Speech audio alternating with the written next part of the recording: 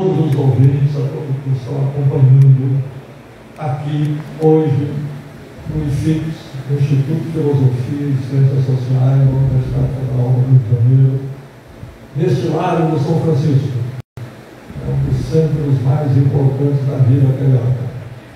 E hoje é 1º de março. 1º de março é dia da cidade do Rio de Janeiro. Nossa saudação a todos os cariocas, nossa celebração com todos os cariocas, esse dia de hoje, o dia da cidade do Rio de Janeiro. Estou aqui com o professor Jorge Ferreira, um dos historiadores mais renomados da história da academia e da história brasileira dos últimos tempos. É professor titular de História do Brasil da UF, Universidade Federal Fluminense, do outro lado da Bahia, e também professor de pós-graduação da Universidade Federal de Juiz de Fora. Hoje, além de ser dia 1º de março, cidade do Rio de Janeiro, dia da cidade do Rio de Janeiro, é também um dia em que nasceu João Belchior Marques Goulart, ex-presidente da República, ex-vice-presidente da República, um dos políticos mais importantes do seu tempo, uma das figuras que se impôs na política nacional com muita suavidade, é uma pessoa suave, com muita gentilidade, um sorriso encantador, mas uma pessoa de princípios. Uma figura importante na vida brasileira. E nós vamos exatamente saber desta importância, do significado de João Goulart, que hoje faria 105 anos que tivemos vivo. Um dos grandes significados da figura do João Goulart. A moça nos deixou sem microfone.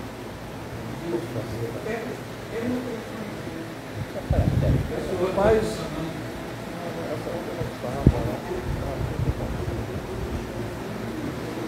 ok, eu creio que para os nossos ouvintes aí que estão nos acompanhando, é suficiente falar aqui nessa distância do aparelho que está transmitindo. Mas nós vamos saber esta figura, João Belchior Marques Goulart, ex-vice-presidente da República, ex-deputado federal, secretário de Estado do Rio Grande do Sul, ministro do Trabalho, nos momentos mais delicados e cruciais da vida da República, amigo de Getúlio Vargas. Nós vamos ficar sabendo com o professor Jorge Ferreira quem foi essa figura. E vamos ficar com todos, com a consciência de que foi uma figura importante na vida brasileira e que foi uma figura que vale a pena nós lembrarmos hoje. Professor Jorge Ferreira. Bem, eu quero agradecer o convite para esse evento, um agradecimento especial ao Walter Barbosa, que fez um grande esforço para realizar esse nosso encontro. Quero dizer também que me sinto muito à vontade aqui nesse ambiente, um ambiente universitário, que eu frequento há mais de 40 anos, aqui no Instituto de História da UFRJ. E o Vitor me convidou para fazer uma palestra cujo tema é João Goulart e as reformas de base. Talvez eu fale mais de João Goulart e das reformas de base, porque vamos esforçar para falar também as reformas. Bom, o Goulart, ele nasceu numa estância em São Borja, filho do seu Vicente, e até os 5 anos de idade não era sobre o campo, não era um de cavalo, nada no rio, fazendo avião. Aos 5 anos, o pai dele, preocupado com essa excessiva liberdade, pelo menos para a época, tempo do seu Vicente, mandou lá um internato em Porto Alegre, que foi muito duro para ele, para quem queria ficar na escola. Um internato muito duro, mas ele fez um obediente ao pai. Então, ele cresceu e chegou a jogar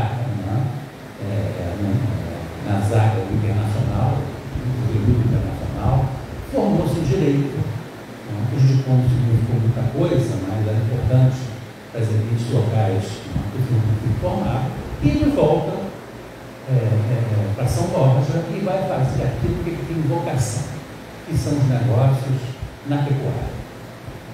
Então, ele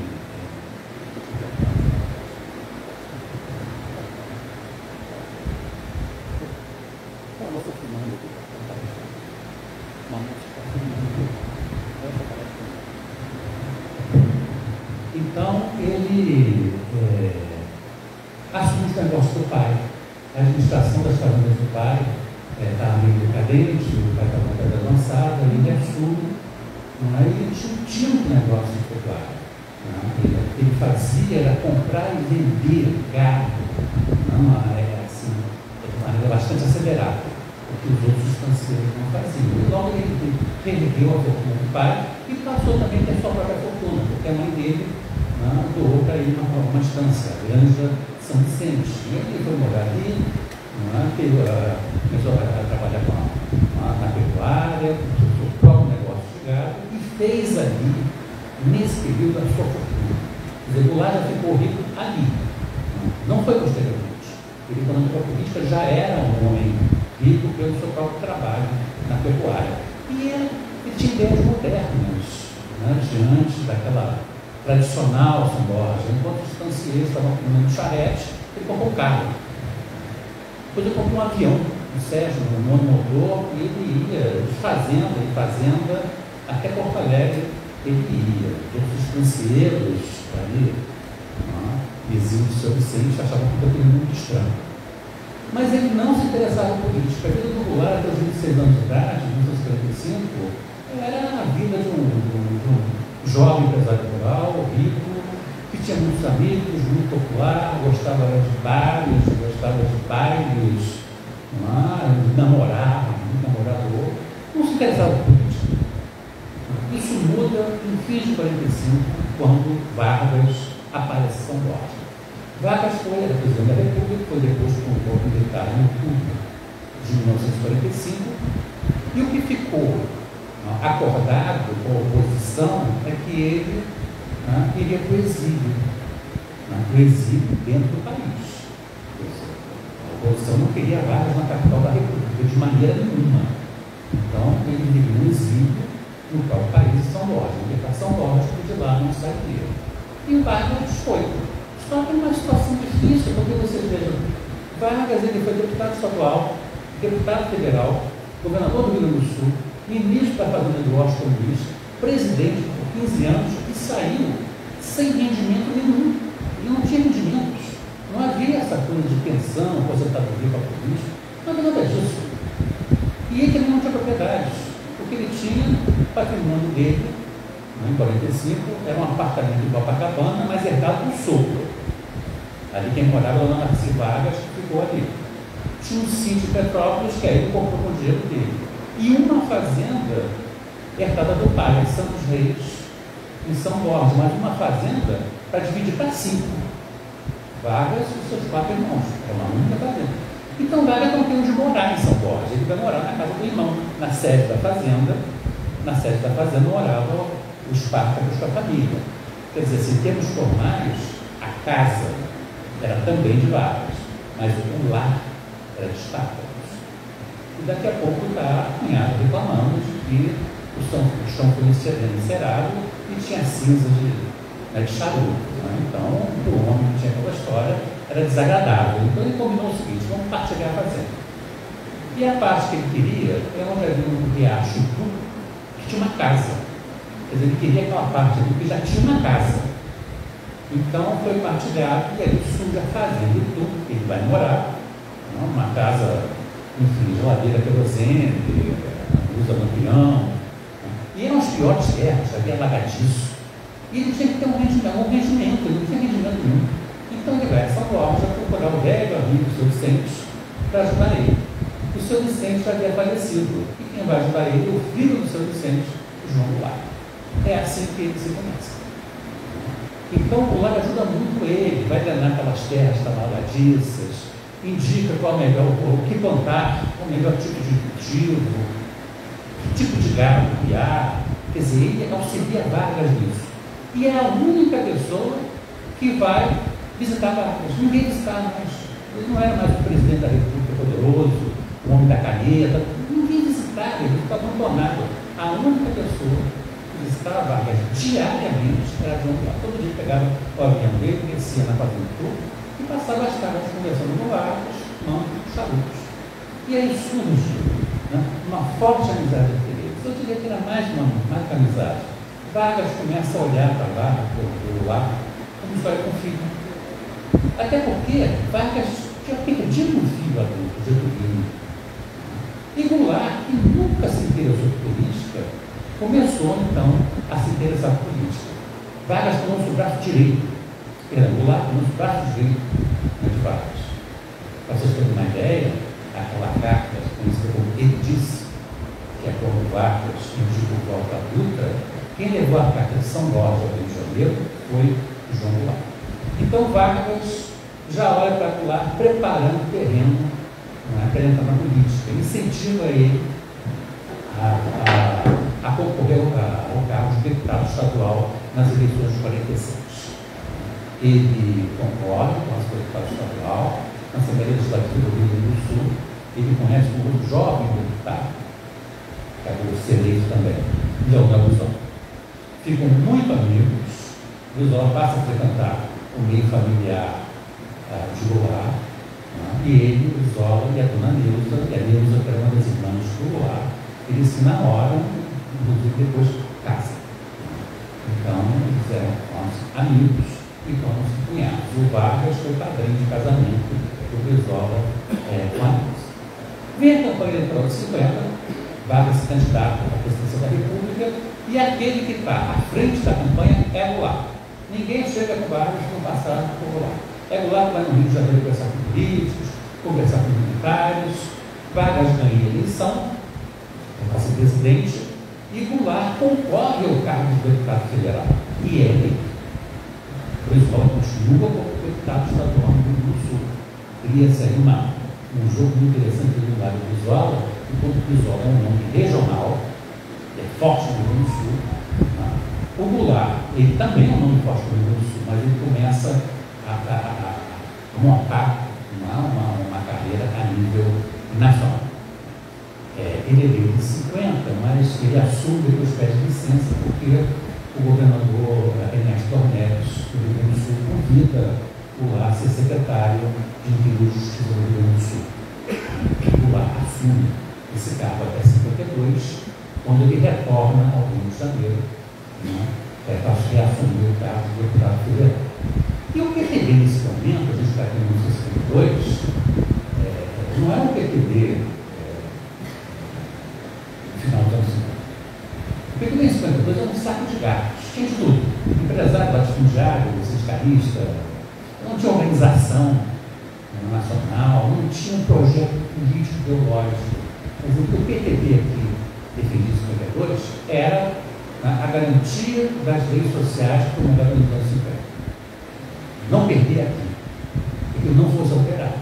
Não havia um problema político. Muita gente queria, estava no PTB para se eleger usando o nome de Vargas.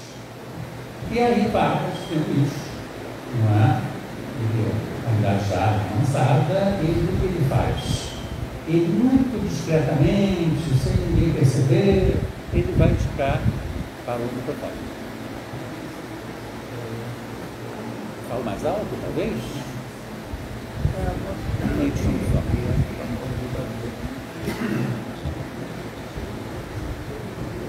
Estava bebendo uma água.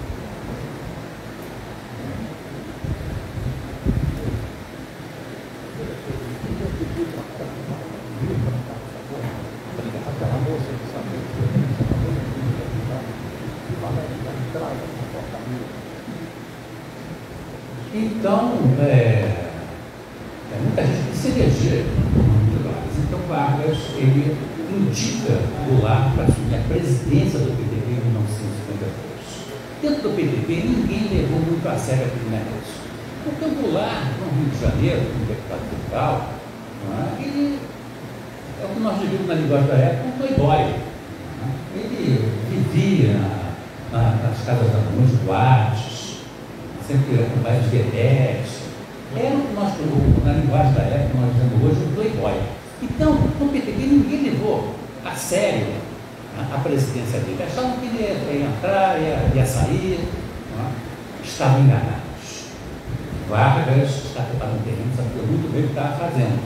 O Goulart assume a presidência do PTB, imediatamente ele vai dar uma organização partidária. Ele vai organizar o partido nos vários estados. Aqui estados que não tinha nem diretório. Ele vai organizar, colocar pessoas vinculadas ao trabalhismo, e no diretório nacional ele se cerca de pessoas próximas a ele. Então, primeiro, ele dá uma organização ao partido, coisa que não havia. E segundo, ele vai se cercar de pessoas, não é, próximas a ele no diretório nacional, impedindo com isso contestações. Ou seja, não levaram o Goulart a sério.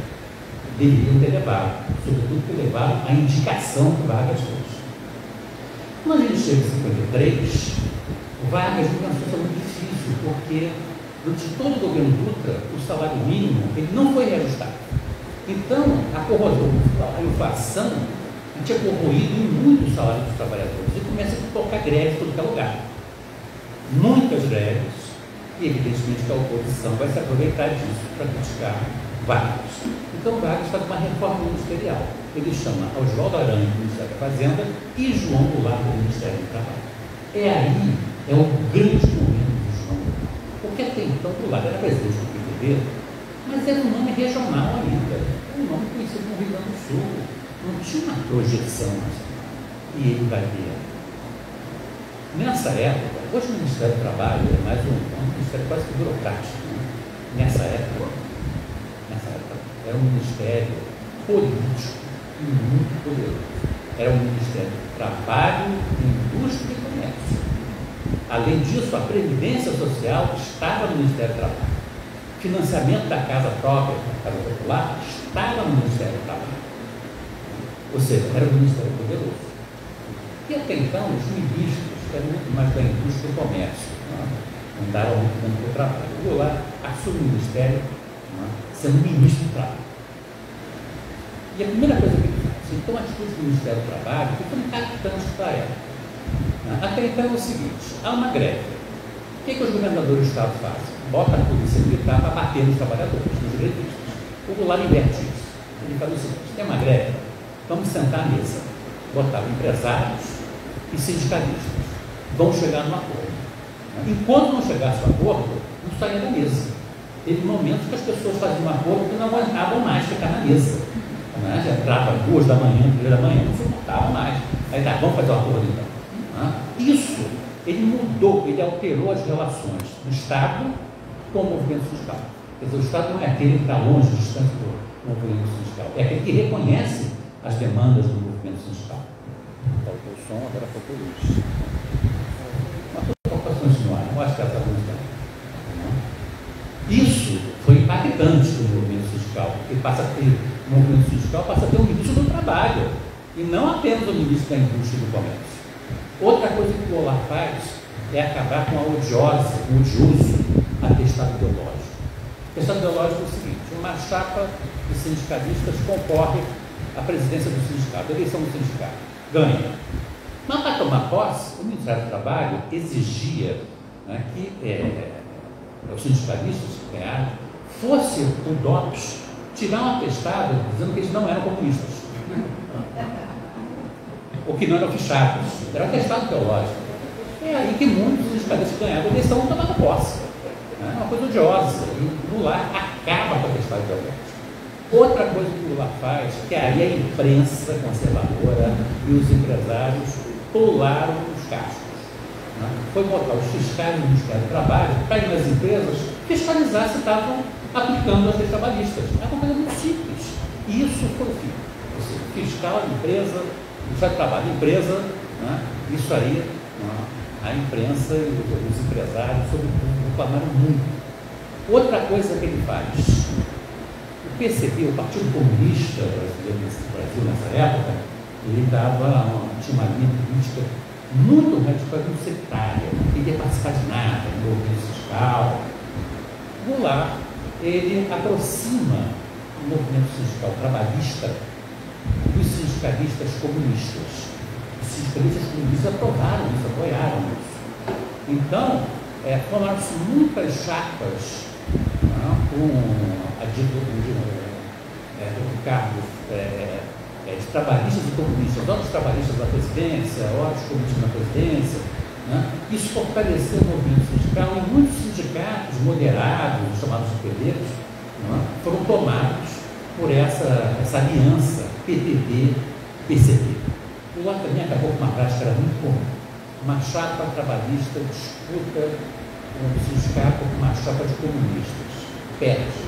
Aí os perdedores trabalhistas e o Ministério do Trabalho, o comunista vai tomar posse. O Ministro do Trabalho fazer uma intervenção no sindicato e nomear o interventor. O Goulart acabou com isso. Olha o seguinte, perdeu, olha, se prepara e na próxima eleição tenta ganhar. Entendeu? Ninguém interviu no sindicato porque os comunistas ganharam as eleições. Quer dizer, tudo isso, evidentemente, a direita via com muito maus olhos. E o Goulart também, ele convoca o Congresso da Previdência. A Previdência Social, até então, ela era administrada por uma comissão bipartite, técnicos do governo e empresários. Goulart convoca o Congresso da Previdência com 1.200 sindicalistas, como delegados, sindicalistas. E a partir daí a Previdência passou a ser administrada por uma comissão tripartite, técnicos do governo, empresários e sindicatos. Tudo isso tornou o Goulart um personagem nacional e muito popular. A popularidade dele vai medir votos depois, mas ele tornou-se muito popular. Ele não saía das páginas dos jornais. A professora Ângela de Castro Gomes, minha colega, minha amiga, ela usa um conceito para definir o Goulart nesse momento, o que aconteceu naquele momento. Ela usa um conceito chamado fato biográfico. Fato biográfico é um fato que acontece na vida de uma pessoa, que é tão impactante que a pessoa muitas vezes carrega isso pelo resto da sua vida. É o que aconteceu com o Goulart. A passagem dele no Ministério do Trabalho pode ser compreendida teoricamente como um fato biográfico. Porque tudo que se fala de Goulart, para o bem ou para o mal, foi criado nesse momento. Foi elaborado nesse momento. E quando se fala assim, Goulart foi um homem democrata, um reformista, um homem que dialogava com os trabalhadores, um homem que queria justiça social. Isso foi elaborado, as ideias, as discussões foram elaboradas nesse momento por seus partidários. E tudo que se fala mal dele, manipulador, demagogo, letrado, tudo que se fala mal também foi elaborado aqui por seus detratores. Ou seja, tudo que se fala de bem, tudo que se fala de mal, foi elaborado aqui. Por isso que é tão marcante a passagem dele no Ministério do Trabalho. Por isso que a gente pode considerar essa passagem dele como um fato biográfico. Houve um episódio aqui muito marcante na carreira dele. Um grupo de sindicalistas foi ao Palácio do Catete agradecer a Goulart por ele ter resolvido lá solucionar uma greve a favor dos trabalhadores. Nisso aparece Vargas. E começa a fazer um discurso muito elogioso hoje ao Goulart. Quero lembrar que Vargas não elogiava ninguém. E ali, elogiando Vargas, porque está um jovem, ministro, sempre lá com os trabalhadores, parará, e fala o seguinte, olha que Vargas conta com os trabalhadores e isso. E naquilo que ele nos falar, é como se eu mesmo estivesse falando. Quer dizer, isso é absolutamente importante. Falando disso, aquilo que eles vão falar é como se eu mesmo estivesse falando. Quer dizer, é muito impactante, não é? O Goulart falando, sou eu falando. É o que ele está dizendo. Isso é tão impactante que aquele negócio tem ponto, aumenta um ponto. Não é isso? Isso foi de pouco em pouco, chegou a um ponto que chegaram a dizer o seguinte: o Vargas falou o seguinte: Jango sou eu. Ele não falou isso, mas está traduzindo de alguma maneira, né? Traduzindo. Ou seja, é bom poder do água. É bom que entre um pouco de água aqui para lubrificar essa garganta. Muito obrigado. Eu nem entendo.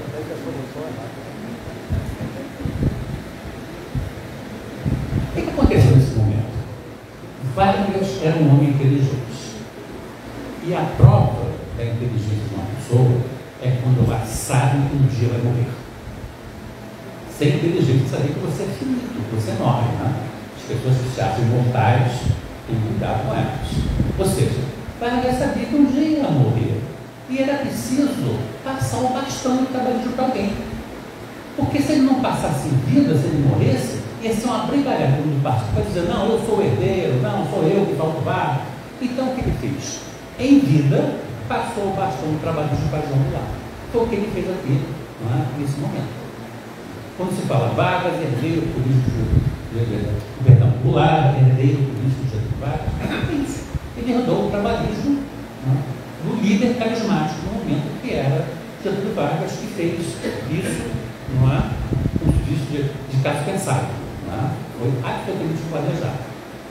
Bom, chegamos a fevereiro de 54, um pouco antes, já no final de 53, Goulart defende um reajuste de 100% do salário mínimo. Eu quero reiterar aqui, estou falando anteriormente, todo o governo Dutra não houve nenhum reajuste do salário mínimo. O salário estava completamente defasado. Aí foi uma grita geral. Prensa, política, empresários, e até os militares se metem na política. E aí tem aquele famoso manifesto dos coronéis, que assim o manifesto, dizendo que não era possível, né, um soldado ganhar menos que um operário. Isso lá está escrito, desculpa isso. Quem assinou isso?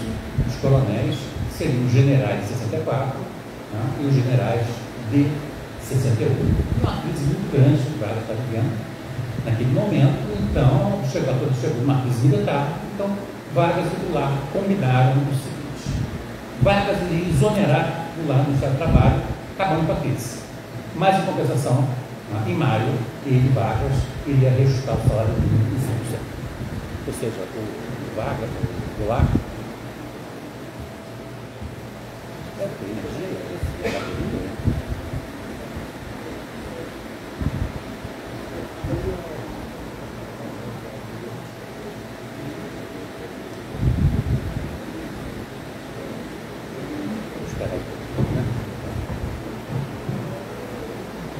Alô?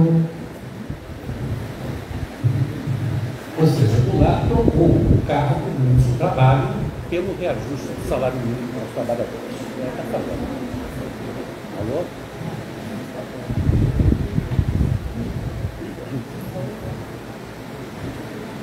Será que eu falo mais alto?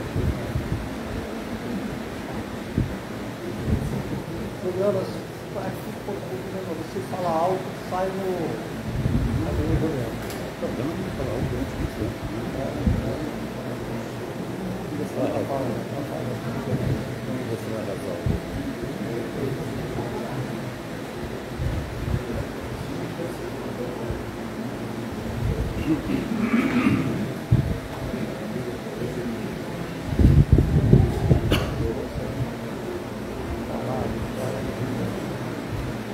Pode não ouvir. Pode não ouvir. Pode sair do som. Vamos esperar ele cair agora. Juliana, se falar aqui, ouve ali no celular, no YouTube.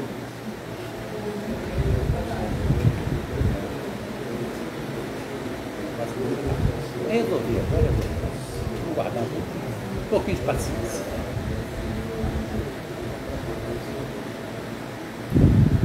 Algumas técnicas acontecem. Estamos já terminando o item.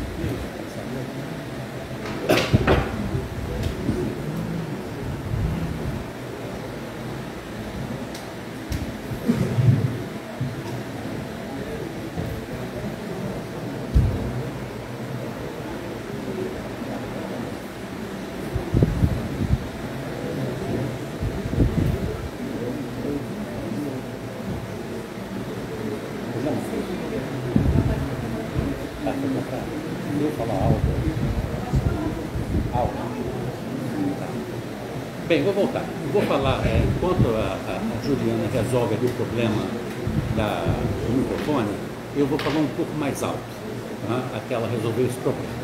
Bem, o Goulart sai, então, do Ministério do Trabalho e vem, não é? Bom, é uma situação que vale a pena ser explorada. O que é Goulart aqui, nesse momento? Nós estamos aqui em meados dos anos 50. Quer dizer, Goulart é ele e uma geração de trabalhistas. É ele, é Roberto Fudeira, Leonel Brizola, Lúcio Bittencourt, Santiago Dantas. É toda uma geração de trabalhistas que eram getulistas, mas que não viveram a ditadura do Estado Novo. Ou seja, para eles, Brizola, Goulart, Santiago Dantas, para eles, ditadura, propaganda política, DIP, tudo isso é estranho. Eles não viveram esse período, eles não viveram essa fase. E o que era o getulismo para eles? Getulismo para eles, né, eram duas dimensões. Primeira dimensão, o desenvolvimento econômico, a industrialização. Era um consenso na época de que um país industrializado é um país desenvolvido. Então era preciso investir nas indústrias, industrializar o país. Essa era uma dimensão do que era o getulismo para ele.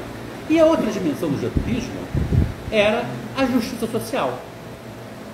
Leis trabalhistas, políticas públicas de educação, de saúde. Então, para essa geração de trabalhistas dos anos 50, getulismo era isso. Era estranho para eles essa coisa de ditadura, eles não viveram. Ocorre que nessa época o mundo está dando uma guinada para a esquerda. Na China, 1/4 da população do mundo vivia sob regime comunista. Começa a surgir movimentos de independência anticoloniais na África e na Ásia, que muitos desses movimentos são de esquerda, caso no Vietnã, por exemplo. Então, essa geração de trabalhistas está vendo as experiências de esquerda no mundo. E eram 3 experiências que eles observaram. A primeira, o socialismo soviético. Eles não eram comunistas, nada a ver com o comunismo, mas eles estavam vendo o sucesso da industrialização soviética. O Isaac Deutscher, um historiador,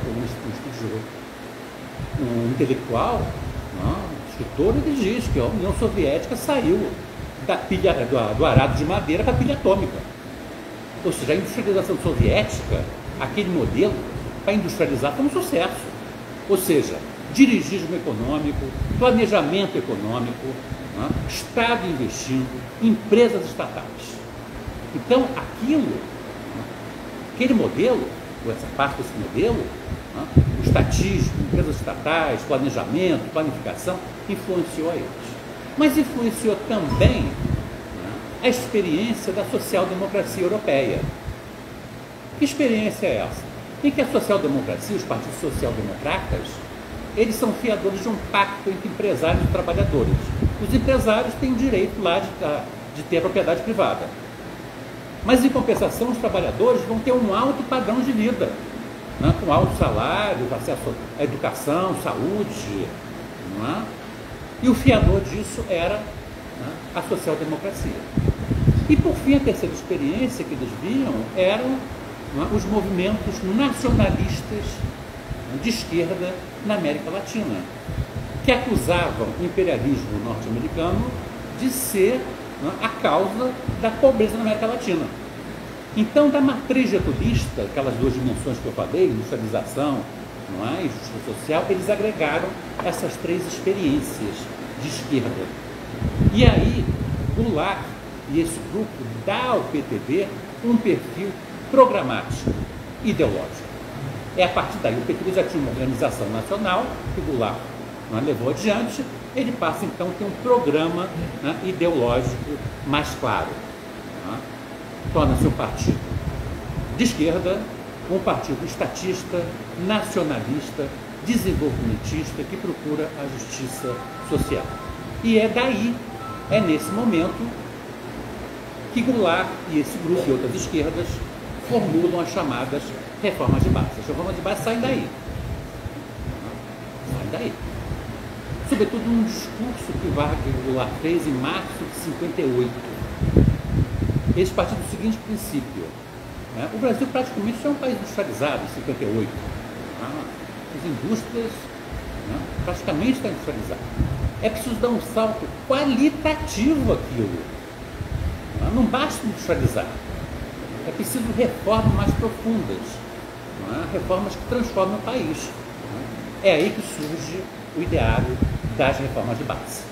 É a segunda metade dos anos 50, mas sistematizado ali em 58. E quais são as reformas de base? É a partir daí que as esquerdas, não só o PTB, mas as esquerdas aliadas ao PTB também defendem as reformas de base, como o Partido Comunista, o Partido Socialista. Então as reformas de base vão assim o programa das esquerdas. Quais são elas? Primeiro, várias, eu vou citar algumas. A reforma bancária. Até então, o Banco do Brasil financiava a agricultura, e as caixas econômicas, a federal e as estaduais, financiavam a casa própria, enquanto que os bancos privados emprestavam dinheiro a juros extorsivos. Talvez nada muito diferente de hoje, não sei. Qual é o objetivo da reforma? Era colocar os bancos privados fazendo o que o Banco do Brasil e as caixas econômicas faziam: financiar a agricultura, financiar a casa própria. Outro item das reformas de base, a reforma administrativa. Aqui tinha uma profissão de cargos que sobrepunha, transição de cargos e salários, tinha empresas estatais, que as suas funções se confundiam com os ministérios. Então, uma reforma administrativa para normatizar e regulamentar esse aparato estatal. Não havia, por exemplo, um banco central. O país não tinha um banco central. Então, a reforma administrativa visava, entre outras coisas, isso. Outra reforma fiscal, algo necessário até hoje, porque aqui o sujeito que comprava um quilo de feijão pagava mais imposto do que aquele que comprava carro importado, ou uma garrafa de uísque. Então é preciso normatizar isso, criar uma justiça fiscal no país. E entre a reforma fiscal estava também o propósito de uma lei de remessa de lucros no exterior, que era um toque de caixa das esquerdas.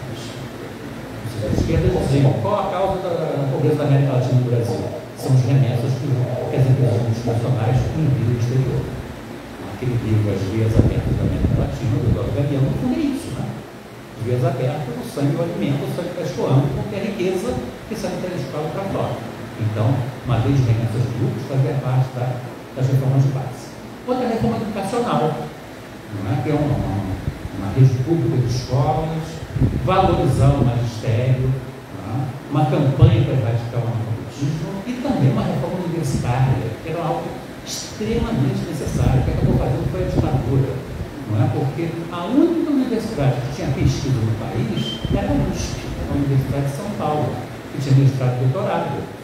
Era uma universidade pública e estadual. As universidades federais não tinham pesquisa, não tinha mestrado, não tinha doutorado. Era preciso botar as universidades para pesquisar, para que o professor produzisse, elaborasse um conhecimento original. E, além disso, havia uma coisa perversa, que era a cátedra, o professor catedrático. O professor catedrático era um tirano na universidade. Ele impunha os seus programas, a sua bibliografia dos outros professores. Então, acabar com a cátedra e criar um sistema universitário baseado em departamentos, como ocorre atualmente. Outra reforma eleitoral, o direito do voto analfabeto e a legalização do Partido Comunista. Há também a reforma urbana, de regulamentar os assentamentos urbanos, a especulação imobiliária, acabar com isso, e também financiar a casa própria dos inquilinos. Ou seja, quem pagasse aluguel poderia propor ao proprietário a compra do imóvel. Se o proprietário concordasse, o Estado ia financiar o pagamento daquele imóvel. O inquilino pagaria, com prestação da casa própria, equivalente a 1% do valor do imóvel, que atualmente é isso, o aluguel corresponde a 1% do valor do imóvel. Então, essa é a reforma. E a cereja do bolo? A cereja do bolo era a reforma agrária. E aqui eu quero dar uma parada para a gente refletir um pouco mais. Há uma versão de que a reforma agrária subsídio, quer ver um impedimento da reforma agrária, um veto, e do lado, inclusive, cair pela reforma agrária. Estudos recentes mostram que não é bem assim. A reforma agrária não era tema tabu na sociedade brasileira. Isso porque a estrutura agrária brasileira era muito atrasada. Não havia o que a gente conhece hoje como agrobusiness. O agrobusiness foi uma invenção na ditadura militar. O que havia eram latifúndios completamente produtivos. Ou então minifúndios que não dava para alimentar a família que morava ali. E o que eram fazendas produtivas eram de produtos que vinham do século XIX, produtos coloniais para exportação. Café, cana-de-açúcar, algodão, cacau, isso veio da colônia, uma coisa atrasada. Então, os próprios empresários, os setores conservadores, discutiam. É preciso mudar isso. E é preciso uma reforma agrária. A reforma agrária não era tema tabu. Não eram só as esquerdas que defendiam a reforma agrária. Nós temos documentos, por exemplo, que o IBAD, aquele do IPES, realizou um simpósio e falou da necessidade da reforma agrária. Não se pode pensar em democracia sem reforma agrária. A Aliança para o Progresso do Quênia também falava em reforma agrária. Quando o Tancredo Neves era primeiro-ministro, os ministros militares, os ministros militares enviaram uma mensagem para o Tancredo para que ele enviasse ao Congresso um projeto de reforma agrária. O Globo defendeu a reforma agrária. Ou seja, a reforma agrária é uma necessidade, inclusive para os capitalistas. Se tivesse um avanço do capitalismo no Brasil, é necessária a reforma agrária. Não havia fertilizantes, não havia defensivos agrícolas, pesticidas, não havia maquinário, não havia máquinas. A agricultura no Brasil era enxada. Então, com um salto qualitativo no capitalismo brasileiro, eu estou falando no socialismo, não falando no capitalismo, era necessária a reforma agrária. A reforma agrária não era um tema tabu, não era. A questão não era fazer ou não fazer a reforma agrária. O problema era como fazer a reforma agrária. Que é claro que a reforma agrária do Keynes não era a reforma agrária do Brizola, evidentemente, não era. Então, o problema não era fazer ou não fazer, o problema era como fazer. Mas eu vou voltar a isso mais adiante. Então, a partir daí, de meados dos anos 50, 56, 58, o PTB começa a crescer, torna-se um partido com perfil ideológico definido e dá uma guinada à esquerda.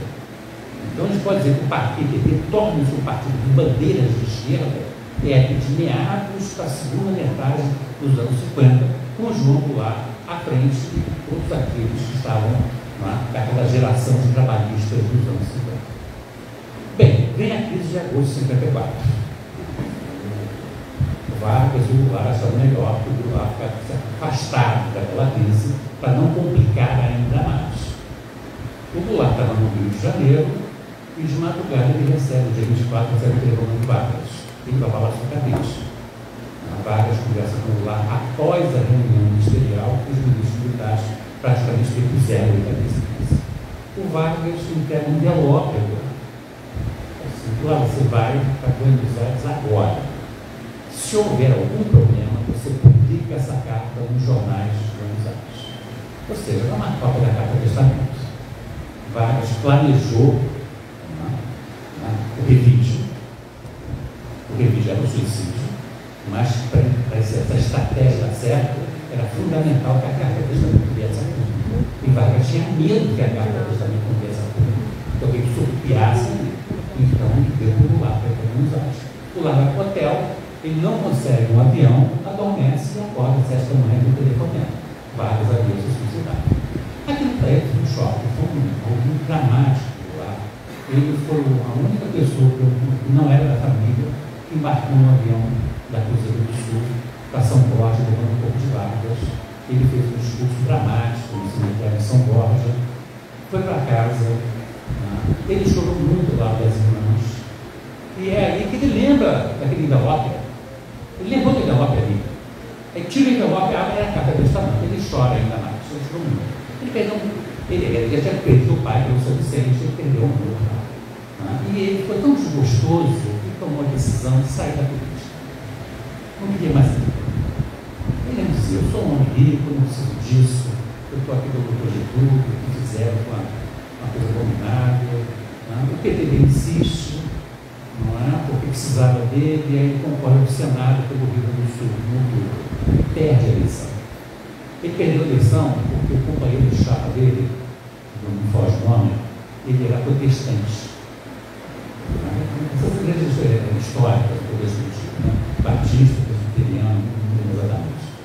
E a Igreja Católica era muito forte, fez campanha contra ele. Se desvencilhasse do nome dele, certamente seria dele, mas o Roberto Goulart não queria trair o amigo. E continuou lá do amigo. E aí ele perdeu a eleição. Aí ele tomou a decisão, não vou sair, realmente, não quero mais saber. Ficou 3 meses na sua fazenda, recolhido. Quem convenceu ele a voltar foi o João Aranha, junto com o Brizola, o Talarim. Você tem que voltar, o movimento precisa de você. E aí ele retorna à política. Retorna e vem o convite de Juscelino para ele ser vice-presidente na chapa PSD e PTB. O PSD era um partido muito forte na cidade do interior. Era um partido assim, do interior do país. Ele tinha agora nas cidades, evidentemente, mas o trabalhador urbano sindicalizado, ele estava no PTB, hoje estava no PCB. E o Juscelino, para ganhar, precisava do voto do trabalhador urbano. É aí que ele chama Goulart para ser vice na sua chapa.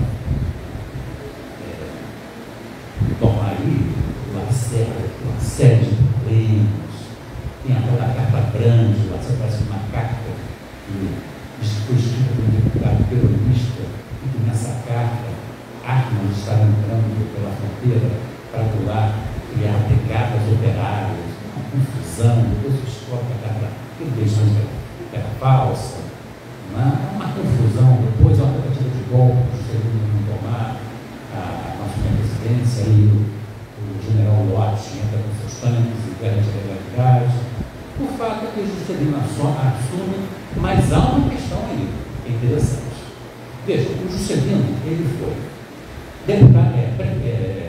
prefeito de Belo Horizonte, deputado estadual, governador de Minas Gerais, um dos mais importantes estados da federação. Quer dizer, o Juscelino e o PSD é um partido forte, ou seja, o Juscelino tinha uma carreira política. E o Goulart, ele só se torna um nome conhecido no Ministério do Trabalho. É julho de 53. Muito recente a carreira política dele, em termos nacionais. Pois o Juscelino teve 3 milhões de votos e o Goulart teve 3 milhões e 500 mil votos. O Goulart teve mais votos que o Juscelino. Se o Goulart se candidatasse a ganhar, isso deu um problema, porque o Juscelino ficou enciumado. O Goulart percebeu qual o estilo dele. Vou embora. Foi para São Paulo, ficou lá. O Juscelino viu que não era isso, que o Goulart não queria para problema nenhum. Chamou ele de volta, tornaram-se amigos, e fizeram um projeto juntos. E cabe ressaltar aqui o seguinte: o Goulart teve vários cargos. A Constituição de 46 dizia que o vice-presidente era também presidente do Senado Federal. Quer dizer, o Goulart, além desses cargos que já deu aqui, deputado estadual, federal, presidente do PTB, ministro do Trabalho, secretário da Justiça, também foi presidente do Senado. E o PTB no governo de Juscelino viveu o melhor dos mundos. Não é qualquer partido que ele deu, o PTB deu aqui. Porque tinha a vice-presidência, o Ministério do Trabalho e o Ministério da Agricultura. Muitos cargos para distribuir os seus filiados. E mais, pelos postos do Ministério do Trabalho e da Agricultura nas cidades do interior, o PTB se interioriza. O PTB vai sair da cidade, vai se interiorizar, no governo do Juscelino, tomando muitas bases do PSD, o que cria conflitos. Então chegou um ponto que, quando o delegado de polícia na cidade do interior era do PSD, a professora da escola era do PTB. Enquanto o latifundiário era do PSD, o peão dele era do PTB. Quer dizer, o PTB cresce, se interioriza. E o PTB é governo, tem as benesses do governo, mas age como partido de oposição. Critica o Juscelino. Aí é uma beleza, né? Você tem as benesses do governo e ainda por cima age como se fosse oposição. Uma maravilha. Bom, o Juscelino termina o governo dele PTB e PSD não se entendem muito bem e acabam lançando a candidatura à presidência do então Marechal Lopes. Ele se reforma, então, esse Marechal. E o vice é João Goulart. O João Goulart não se candidatou à presidência por uma razão seguinte. Ele sabia muito bem que, nesse momento, o teto dele era a vice-presidência. Ele sabia que haveria muitas resistências se ele assumisse a presidência ou se candidasse à presidência. Então, o teto era vice. Ele sabia, pelo menos naquele momento. Porque se ele se candidatasse bem, bom, o Lopes disputa com o Jânio. Eu, pelo que eu estudei do Lopes, eu considero ele um dos candidatos pelos técnicos mais preparado para assumir uma frase, para assumir a presidência da República. Tecnicamente falando, ele é um estudioso. Ocorre que ele não é militar, ele não é um político. Então, embora ele não fosse um democrata, ele é sempre contra o golpe, a favor da posse do ar 61, contra o golpe 64. Embora ele fosse um homem democrata, ele era anticomunista, visceralmente anticomunista. Então, na campanha, o Lopes dizia: não vou, meu governo, se eu ganhar, não vou reatar relações com a União Soviética. E o Jânio, o candidato conservador, dizia o seguinte: se eu ganhar, vou reatar relações com a União Soviética. Então, isso confundiu as esquerdas, confundiu o movimento sindical. O candidato das esquerdas é contra a União Soviética, não reatar relações. O candidato conservador diz que vai reatar. Foi, inclusive, a culpa. Entendeu? Então, isso confundiu as esquerdas, confundiu o movimento sindical, e nessa deixa o Jânio ter a maior eleição que o presidente já teve até então. O Jânio, ele já entra criando casos, ele cria comissões de inquérito, cria casos com deputados, com senadores, ele quer criar conflitos. E cria casos com o João Goulart. João Goulart é indiciado no inquérito, acusado de roubar um vaso de plantas do Ministério do Trabalho. Você veja, esse homem rico, não é? Colecionador de fazendas, vai roubar um vaso de plantas. É para criar caso, é para criar problema, é para afastar o vice dele. E aí ele envia Goulart a China numa comitiva das relações comerciais e renuncia. Renuncia sabendo que o país ia cair numa guerra civil, porque havia setores, diversos setores da sociedade que não admitiriam que Goulart assumisse a presidência. Ele fez para pensar, ele esperava que o povo ia sair nas ruas, o exército ia segurar, o povo não saiu nas ruas, e aí ele, no Congresso Nacional, aceitaram imediatamente a renúncia dele. O presidente do Congresso falou assim: olha, a renúncia é um caso, é uma atitude unilateral, não há o que votar. Então, vamos empossar o vice-presidente. Aí acabou a aventura dos Jânio Quadros, e vem a crise de 61. Essa crise não tem o que para falar aqui. Eu só quero militar o seguinte: os ministros militares, eles não deram um golpe, porque o país está de sítio não oficial, mas o objetivo deles não era tomar o poder. O objetivo deles era coagir o Congresso Nacional a votar o impeachment do Goulart. Se o Congresso votasse o impeachment, estava tudo certo. Tudo certo? Não, porque seria um Congresso tutelado pelas Forças Armadas. Se o Congresso aceita a coação, quem manda no país, a partir daí, são os ministros militares. Então, o Congresso Nacional não aceita a coação, inclusive com o apoio da bancada da UDN. Justiça já teve. A bancada da UDN, junto com regiões parlamentares, se não os ministros militares. Goulart vai tomar posse.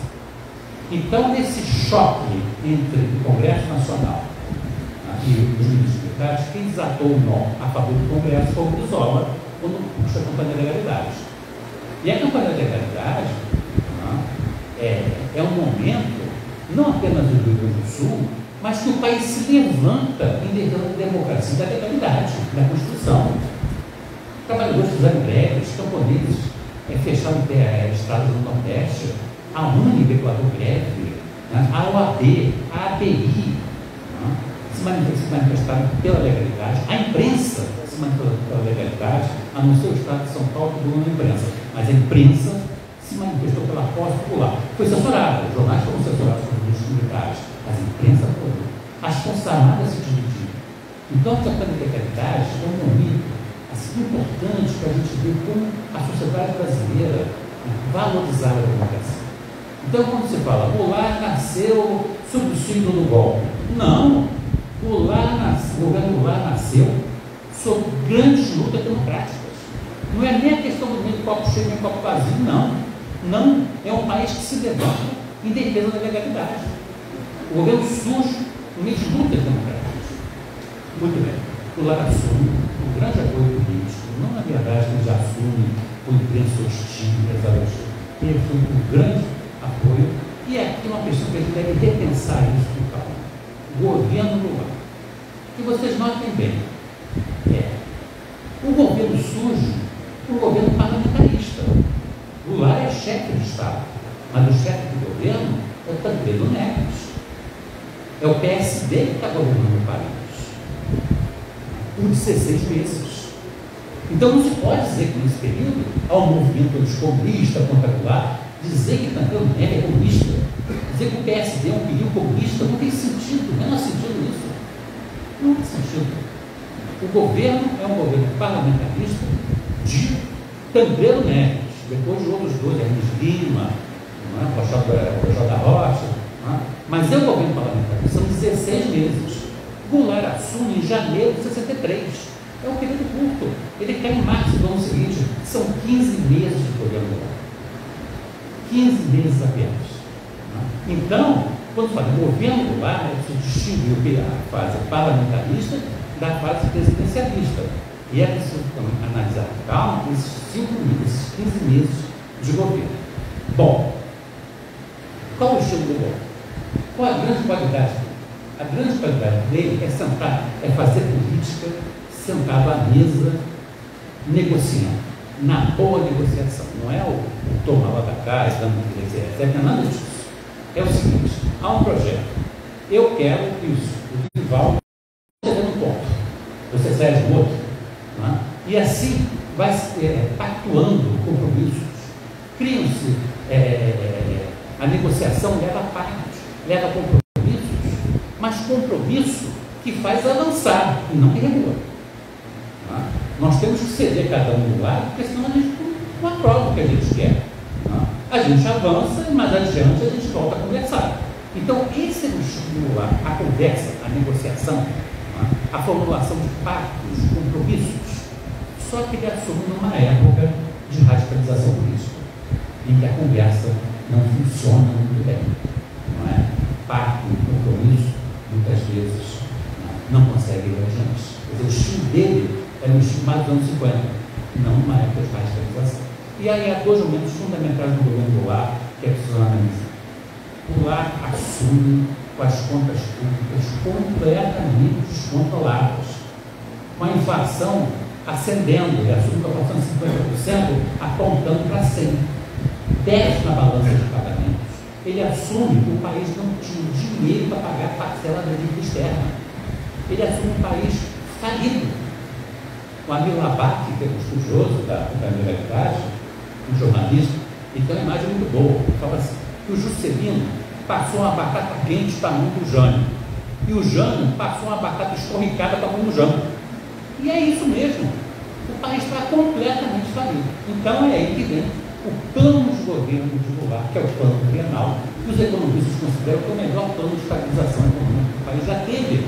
Os custos eram distribuídos entre empresários e trabalhadores.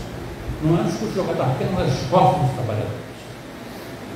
No filme Django dos 80, há uma fala do Celso Furtado muito interessante, vale a pena lá buscar aquela fala, e ouvir o Celso Furtado. Ele dizia: o governo tinha perdido as rédeas da política econômica financeira. Ele não tinha mais controle da economia. Tudo completamente controlado. Então, primeiro, era de se tomar as rédeas da política econômica financeira. Primeira coisa. Então, o plano trienal tinha duas fases. O plano trienal foi formulado pelo Celso Furtado, que era o ministro extraordinário no planejamento, e o Santiago Dantas, que era o ministro da Fazenda. Os dois fizeram o plano trienal. A primeira fase do plano trienal era uma fase conservadora, monetarista, ortodoxa. É que todo mundo conhece. Acordo com a FMI, os salários não subiram com a inflação, corte nos créditos na indústria, corte no subsídio, a gasolina, ao trigo. Ou seja, era um plano, a primeira fase era um plano ortodoxo mesmo. Eles não viam outra alternativa para controlar o déficit público. Agora, controlando a economia controlando a inflação, que é a segunda fase do plano trienal, que seria, então, as reformas de base e a reforma agrária e abrir vastos campos para o desenvolvimento econômico. Ocorre que, lá no plano trienal, logo em janeiro de 63, ele vai ter o apoio da imprensa. A imprensa apoia o trienal. Basta aí, as pessoas pensam que o Goulart já assumiu uma imprensa hostil. Não é verdade. Aqui a imprensa está apoiando o plano trienal. Basta ver lá o Jornal do Brasil, o Jornal do Comércio, Correio da Manhã, Folha de São Paulo, na Biblioteca Nacional tem, veja, até Roberto Marinho apoiou o plano trienal, foi entusiasta do plano trienal. Então, o Goulart teve apoio da imprensa e teve apoio dos empresários. Os empresários apoiaram o plano trienal. Não é verdade que o Goulart encontrou o empresário do X. A Fiesp apoiou o plano trienal. A poderosa Fiesp apoiou o plano trienal. O Goulart encontrou resistência inicial, foi no movimento fiscal entre as esquerdas. Que aí faz o papel deles, evidentemente. As esquerdas tinham que ser contra acordo com a FMI, né? Limitação de reajuste salarial. Brizola, Prestes, Arraes, Julião, não é, desenvolvendo um pró-imperialista, a favor do imperialismo, não é, que tinha que romper, né, o capital internacional e fazer reforma de base. Então, o Goulart enfrenta, né, a oposição das esquerdas do movimento sindical. Quando o corte de crédito chega na indústria, aí os industriais passam para a oposição do plano trienal. Ou seja, todo mundo quer a quebra da inflação, né, mas não mexe no meu bolso. A Fiesp passa a oposição ao plano trienal, não ao governador. E Goulart é chantageado, inclusive, pelas indústrias automobilísticas, a montadora de serviços, e continuar forte nos créditos, mas não sai do país. Então, Goulart não perdeu o apoio dos empresários, já não tinha, né, das esquerdas do movimento sindical e ainda a questão das empresas estrangeiras. E das estatais também. A Companhia Siderúrgica Nacional falou que ia aumentar o aço, que precisava e pronto. E não tinha controle, não havia um SUNAP, né? Vocês devem lembrar do SUNAP, não havia um SUNAP, não havia Polícia Federal que controlasse. Então, ele, sem apoio político, né, ele abandona o plano trienal. E ao abandonar o plano trienal, a meu ver, isso foi assim, crucial para o governo dele, porque o plano trienal era o plano de governo dele. Ao abandonar o plano trienal, ele fica sem plano de governo, por falta, né, de apoio político. Ele talvez ele pudesse, num discurso contrafactual, ele pudesse levar o plano trienal a ferro e a fogo. Poderia. Né? Mas o custo, talvez, para ele político fosse muito grande. Aquele que era empresários, as esquerdas, o movimento sindical. Ele abandona o plano trienal, o desequilíbrio financeiro volta, a inflação volta a subir, então se volta para as reformas. Ele manda uma mensagem ao Congresso Nacional, propondo a reforma agrária. Bom, se abriu os governos. Vocês devem lembrar que eu falei anteriormente que a questão não era fazer ou não fazer a reforma agrária, era como fazer.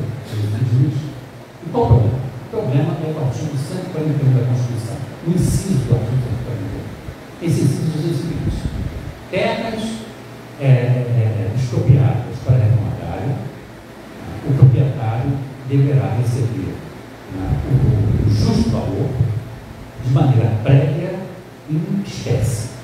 Isso quer dizer o seguinte: para a reforma agrária, o latifundiário receberia a indenização a preço de mercado antes de ter tomado as suas terras tomadas e indisponível. Aí as esquerdas diziam que isso não é reforma agrária, isso é negociado rural.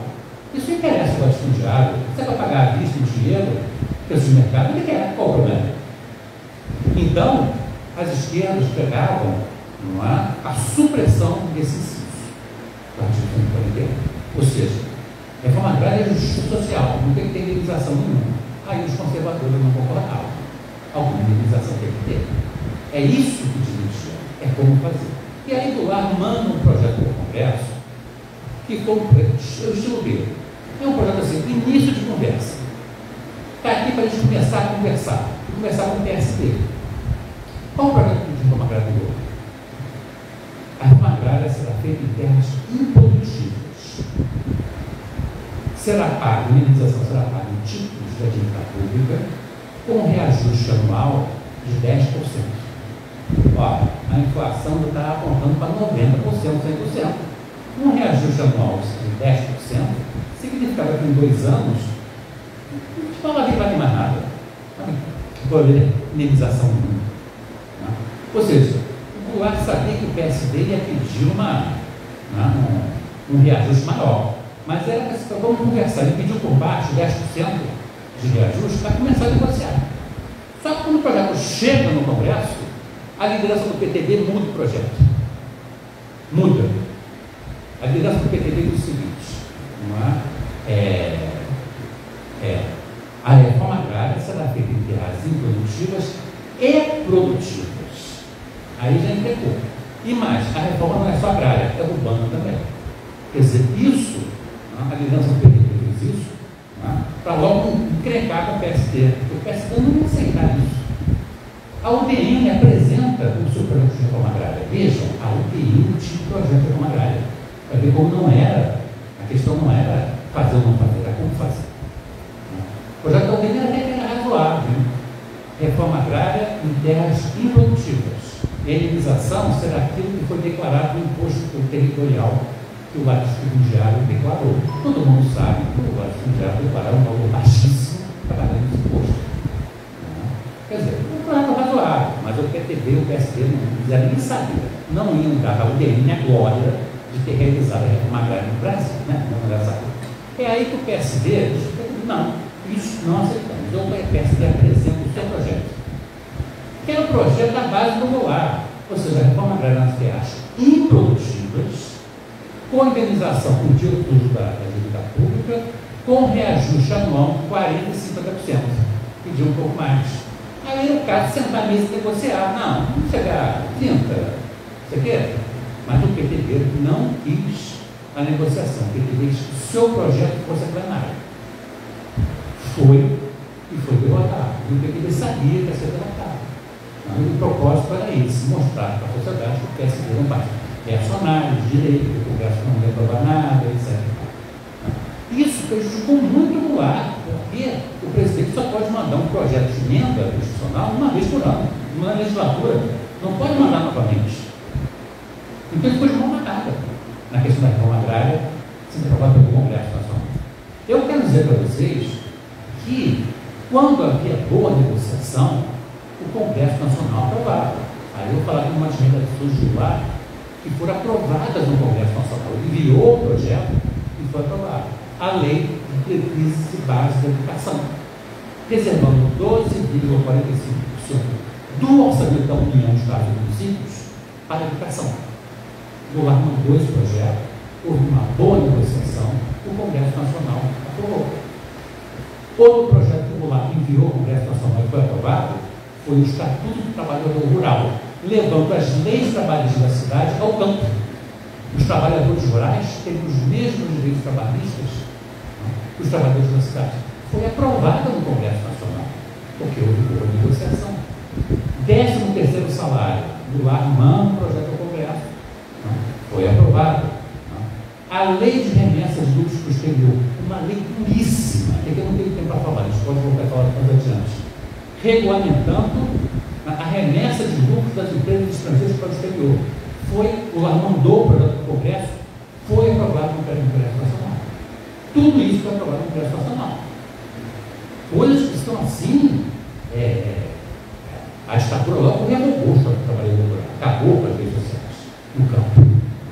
Quer dizer, quando havia uma boa negociação, foi aprovada. Há também outras realizações do governo Goulart, porque fica a impressão que foi um governo que não aconteceu nada. Não, aconteceu essas emendas que eu comentei com você, como também a política externa independente, a criação da ALAUC, Associação Latino-Americana de Comércio, que seria uma espécie de um grande Mercosul na América Latina. O planejamento de Itaipu começou com o governo Goulart, o governo importado da União Soviética, as turbinas, as bandeiras sul-suíças, o Porto Tubarão, inaugurou 4 usinas siderúrgicas, fundou a Eletrobras. Vargas tentou fundar a Eletrobras, não conseguiu. O Goulart fundou a Eletrobras e lançou as bases da Embratel. Ou seja, foi um governo que teve realização. Não foi assim. O problema é que ele vivia num privatização. Então, a partir do segundo semestre de 63, o governo é uma espécie de Manaus econômico, está governando o país, mas ele não conseguiu controlar a inflação e ele não conseguiu aprovar a reforma agrária.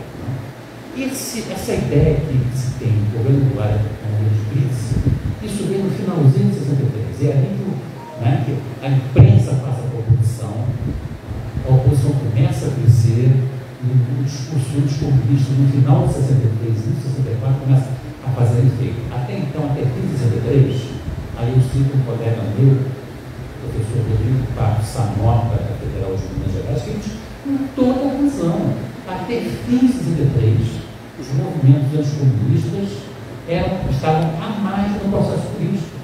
Era anticomunista falando para anticomunista. Não reverberava na sociedade. O anticomunismo cresce no início de 64. Bom, aí no lado partidário começa a viver um processo de atropelo entre esquerdas e direitas. Em setembro, os sargentos dão um tiro no pé. 600 sargentos e fuzileiros, com um protesto contra o Tribunal Superior Eleitoral, eles tomam o Brasil, eles tomam a capital da República, prende o presidente interino da Câmara dos Deputados e prende o presidente do Supremo Tribunal Federal. Só não prenderam o Goulart porque não está em Brasília. É claro que Brasília em 63 não é como hoje, né? Era aqueles prédios cercados de mato, poeira, tudo que é lado. Mas não interessa, eles tomaram a capital da República. Então, as direitas olham para aquilo e se assustam.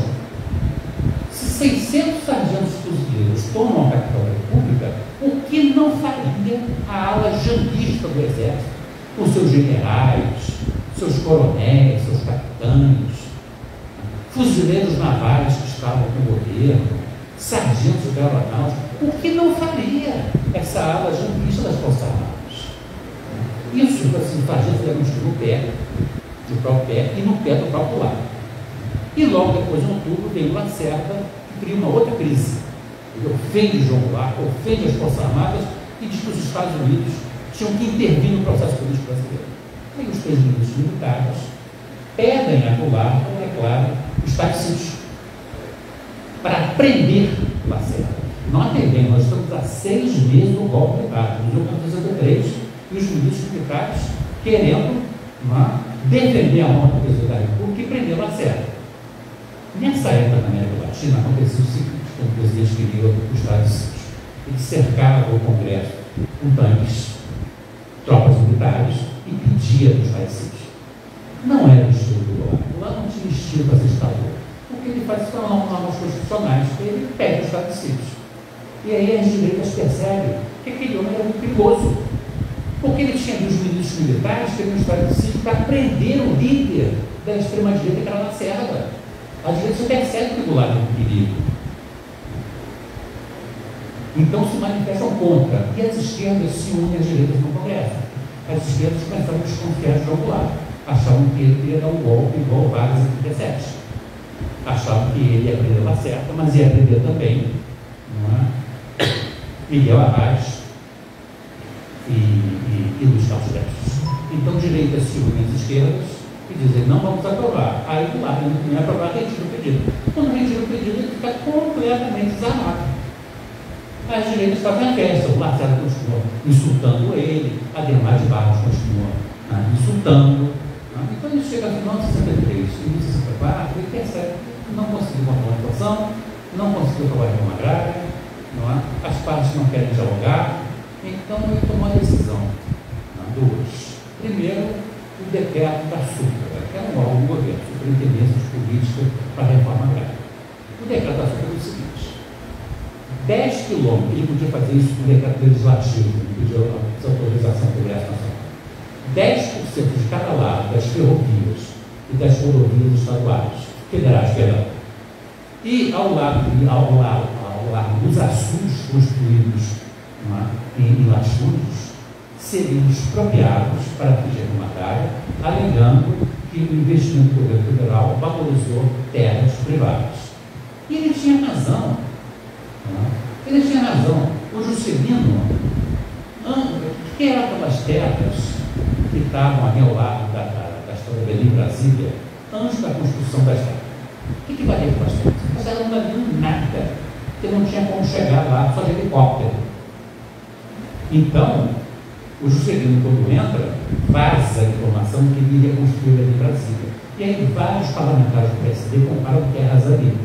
Quando rasgou a estrada, aquelas terras foram compradas a preço de banana, parceiro vai lá, valer o preço de ouro.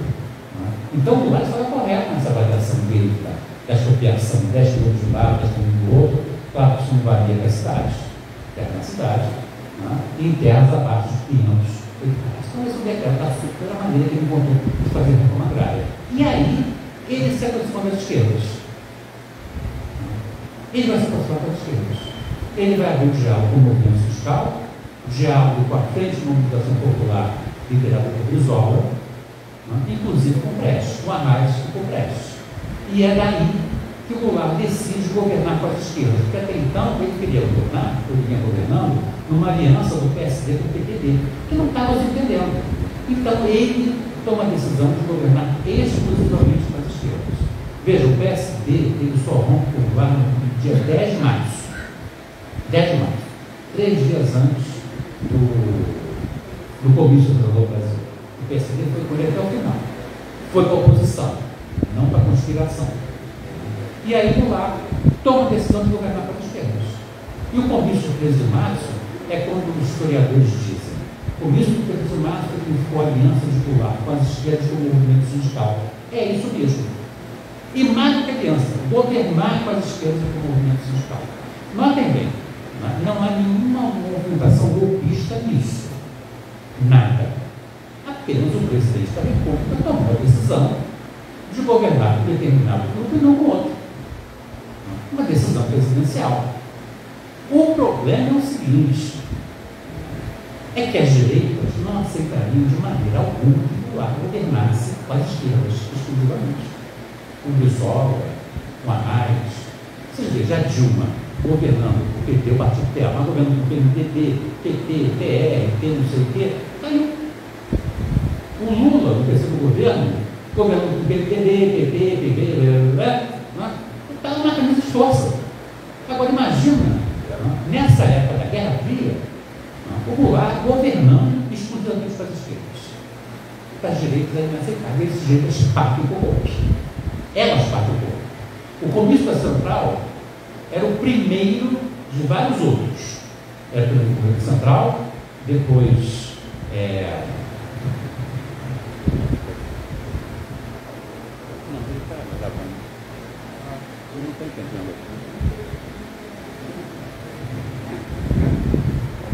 mas o comício da Central seria o primeiro de muitos outros, quer dizer, de vários outros.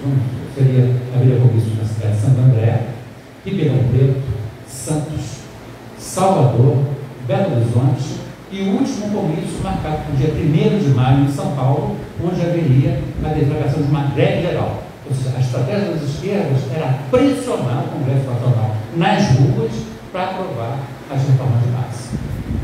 Então, a partir do comício de março, as direitas partem do golpe, se forma uma ampla coalizão, militares, governadores de Estado, empresários, meios de comunicação, organização das sociedades conservadoras, organização de mulheres conservadoras e ao golpe de Estado, que a gente sabe as consequências disso.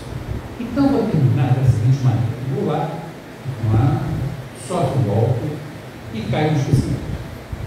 Há um processo de fabricação do esquecimento dele, não só das direitas, mas também das esquerdas, de estudiosos, e torna-se uma pessoa esquecida na memória histórica nacional. Mas, aí eu quero usar aqui uma imagem da professora Ângela de Castro Gomes, que diz o seguinte, toda a razão: Goulart, ele ficou encapsulado em 2 dias, 31 de março e 1º de abril de 1964. Quando se lembra de Goulart? Se lembra quando lembra do golpe.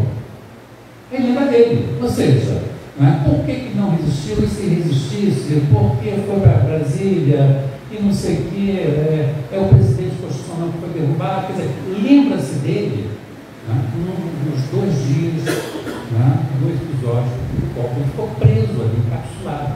Eu, quando escrevi o livro do Goulart, foi uma maneira de uma contribuição para desencapsular esses 2 dias, porque afinal de contas é um personagem esquecido como tantos outros esquecidos do Código Único, mas que é um personagem importante na história política brasileira. Ele mudou a relação do Estado com o movimento fiscal, ele liderou o primeiro partido popular e de esquerda do país, foi o PTB, ele foi um líder reformista, ele defendeu, sobretudo, dessa resumir, e ele defendia um país mais justo, defendeu um processo de uma justiça social. Então, um personagem importante, esquecido, encapsulado em 2 dias. Então, o meu objetivo, tanto na biografia do Goulart como hoje, é demonstrar a importância dele, a trajetória política dele, e que ele não é um personagem apenas do PTB ou do trabalhismo brasileiro. Não. Ele é um personagem da história da sociedade brasileira na primeira metade do século XX. E assim deve ser considerado. Conhecer a trajetória do Goulart é uma maneira também, como conhecer a trajetória de outros personagens da sociedade brasileira, conhecer a sua própria história. Então é isso. Muito obrigado. Espero ter, de alguma maneira, contribuído para o debate.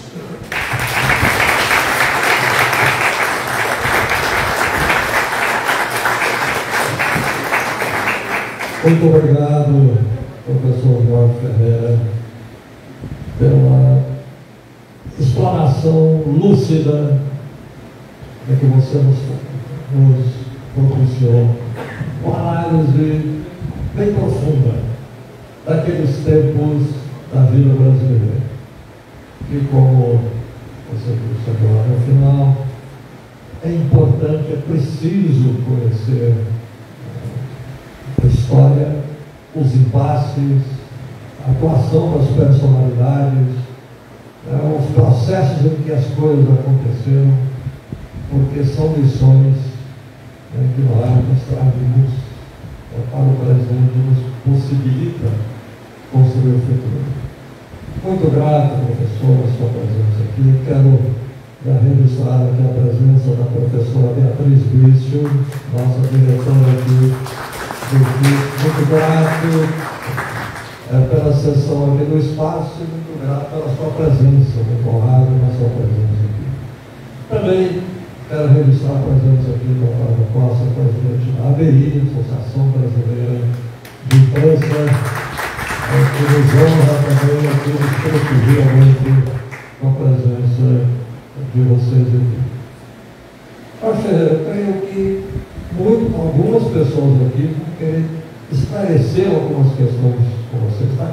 É possível a gente comentar aqui algumas questões, de maneira que eu abro aqui para alguns companheiros querendo se manifestar ou pedir alguma explicação, exploração do professor Jorge Ferreira. O Nilson pediu? Aqui, camisa amarela. Desculpe. Professor Jorge, um prazer conhecê-lo pessoalmente. Eu tenho uma pergunta de caráter acadêmica. Uma das grandes teses da ciência política brasileira é a tese do Vanderlei dos Santos, na anatomia da crise, que advoga ali, com sua análise baseada no Giovanni Sartori, com relação à paralisia do Congresso Nacional. E o panorama que o senhor descreve no seu livro e na sua exposição agora demonstra que, muito pelo contrário, vamos lá, seria um hábito político e que, na verdade, contrasta com a posição do Vanderlei Guilherme, que traria basicamente um político que não teria visão consequencial do jogo político parlamentar. Eu gostaria que o senhor comentasse como é que o senhor trabalhou com essa tese, caso o senhor tenha trabalhado com ela, porque penso que é um marco do nosso pensamento político brasileiro e que me parece que a sua pesquisa, ela, de alguma forma, contrasta, isso penso eu, faz parte do debate acadêmico, o debate de ideias. Então, eu gostaria de saber como é que o senhor, ao trabalhar, levantar esse registro biográfico do presidente Goulart, como é que o senhor lidou com uma tese do Vanderlei Guilherme, tendo em vista que não é uma tese qualquer no pensamento político brasileiro. Eu gostaria que o senhor falasse um pouquinho sobre isso, caso não seja uma pergunta impertinente, mas eu acho que não há perguntas impertinentes num espaço como esse aqui. Muito obrigado. O senhor falou que tem tantos soldados e o governo na terra, o presidente não começa a falar. E depois, nesses 3 dias, em que o presidente foi atuado, eles estavam todos e comendo com a comida. Entendeu?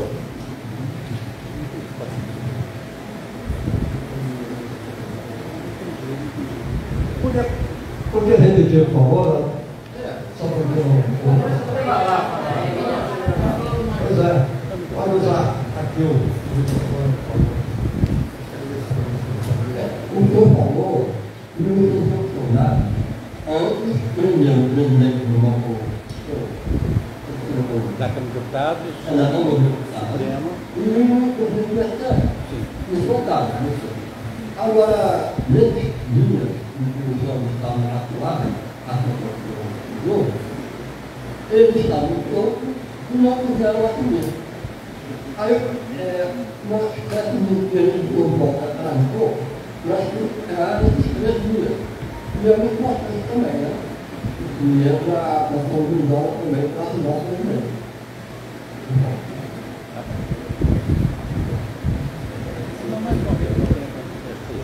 Deputado,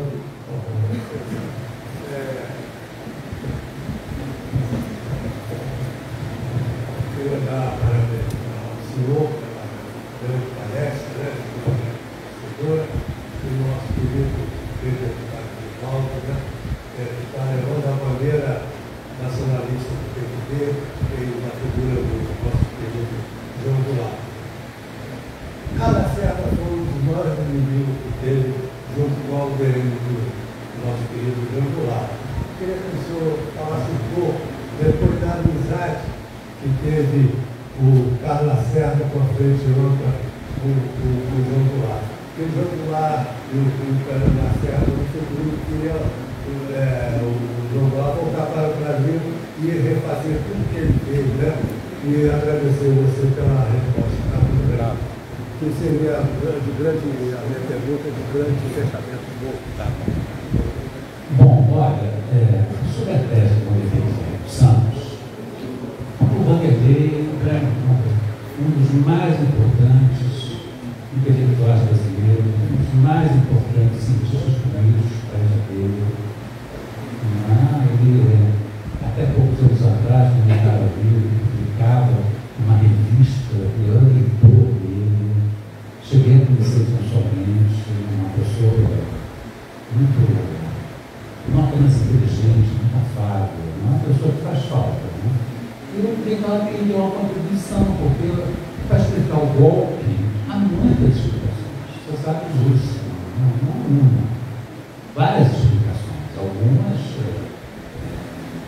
contrastam. E ele deu uma importante contribuição, porque como eu tinha aquela coisa, o populismo, a crise do populismo, o Goulart caiu porque foi a crise do populismo. Quer dizer, não teve golpe, teve crise do populismo, né?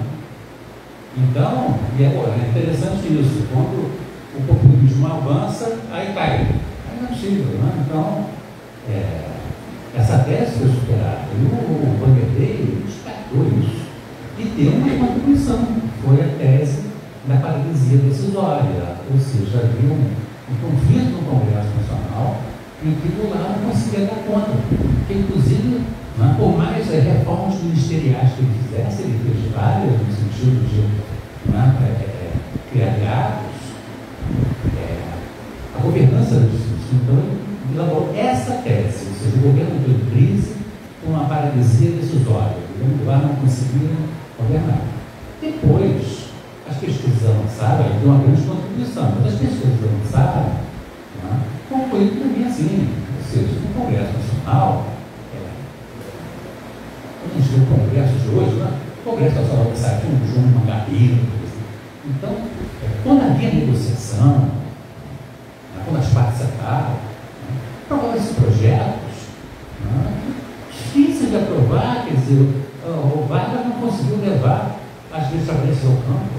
Goulart, quando ministro do Trabalho, fez a sondagem, não conseguiu. E ele conseguiu no governo dele, como? O Congresso Nacional aprovou. levou uma negociação. Então, hoje, essa tese, ela foi uma grande contribuição na época, ela desarticulou um pouco essa tese da crise do comunismo, essa coisa toda, como também a tese que é muito batida, que o golpe foi devido à intervenção norte-americana, foi os Estados Unidos que deram o golpe. Eu já ouvi palestra dizendo que o golpe foi dado numa sala no Pentágono, mas não é possível, né? Nem golpe sabe se dá no Brasil. Né? Tem que ser o Pentágono que dá golpe, não é possível uma coisa dessa.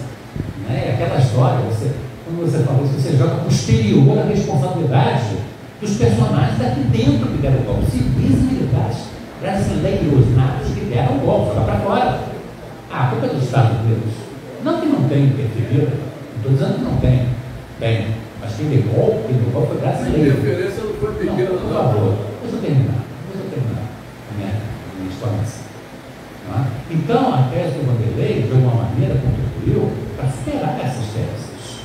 Mas depois surgiram outras teses, pesquisas aprofundadas mostrando que a coisa não era bem assim. Bom, o governo teve dificuldades, mas não houve nenhuma paralisia do Congresso Nacional, do Congresso Nacional, que não pudesse aprovar projetos.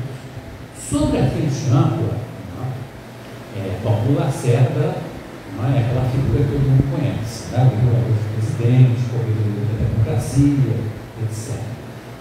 O Lacerda fez tudo para ser presidente da República. Quando o Castelo Branco coloca eleições de Brasil presidente, aí ele vai para a oposição, aí passa a ofender Castelo Branco. Ofende. E no final, em 67, eles se converte a democracia. Eu não sei se Satanás pode se converter ao cristianismo, mas sabe-se lá, quem sabe, um dia ele se arrepende dos seus pecados e aceita Jesus como Salvador. Mas enfim, ele viu, eu creio o seguinte, ele viu o que aconteceu. Então, ele procura primeiro o Juscelino para formar uma frente de oposição à ditadura militar. O Juscelino era muito força, o Juscelino agora era preso, agora era solto. Se encontra em Portugal, o Juscelino diz, não, tudo bem. Aí o Lacerda diz, então vou procurar o Goulart. Tudo bem. Vou procurar o Brizola. Aí o Juscelino, não, Brizola não. Aí é provocar demais a ditadura. Inclusive o Lacerda sondou o Brizola. E o ato vai ser no dia 3 de março, e eu queria realmente convidar todos aqui a participar, e se for possível, se eu falar alguma coisa no ato seria também importante. É isso, realmente magnífica a palestra, e eu acho incrível realmente que aos 60 anos do golpe, finalmente se valorize a figura de João Goulart, se dê o mérito que a tenha, Eu acho isso importantíssimo e felizmente está ocorrendo esse ano, e com a ajuda do senhor, professor. Então, muito obrigado pela palestra e conto com todos na ABI, 4 horas da tarde, dia 13 de março. Tá bom?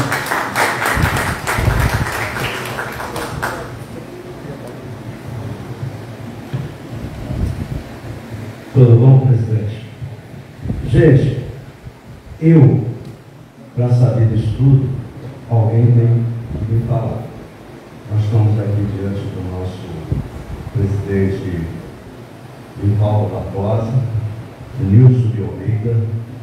Todos esses homens que vocês estão falando merecem o nosso respeito, porque eles fizeram a parte dele. E hoje, com o PTB, nós estamos esperando, no PTB, nós estamos esperando tudo isso que tentaram fazer ser feito em dobro pelo nosso presidente atual, nosso querido, nosso constituinte, Vivaldo Barbosa. Eu sempre falo aqui para o meu querido Nilson que alguém tem que conhecer a história, mas a gente tem que ser os burros da frente, alguém tem que puxar para atingir o objetivo. E eu quero pedir a vocês todos que nós formar um grupo, que já estamos formados com o nosso querido Vivaldo Barbosa, e puxar isso para frente, valorizar o trabalhismo, investir nas empresas, e o PTB, o 14, puxado pelo nosso querido Vivaldo Barbosa, fazer acontecer, voltar os trabalhadores e o emprego no Brasil ser realmente a fonte de riqueza e de autonomia e de soberania da nação. Muito obrigado, presidente. Parabéns pelo professor. O senhor está diante de um homem que reverencia e contamos muito com sua capacidade, meu querido presidente. Vou passar o microfone para... Pode passar. Muito obrigado. Naturalmente, nós aguardávamos aqui uma questão levantada aqui ao professor, mas realmente não se dirigiu ao professor também nessa Das honras da casa, né? Parabéns, Jorge. Obrigado pela palestra. Obrigado aí, Paulo, do amigo já há muito tempo, né? Com relação a algumas observações, né, da sua excelente exposição, com relação ao que você falou até daquela geração que não conheceu o time, bom, meu mal, o João tinha 20 anos, né, em 39, o Santiago, o Dantas já era militante integralista naquele contexto.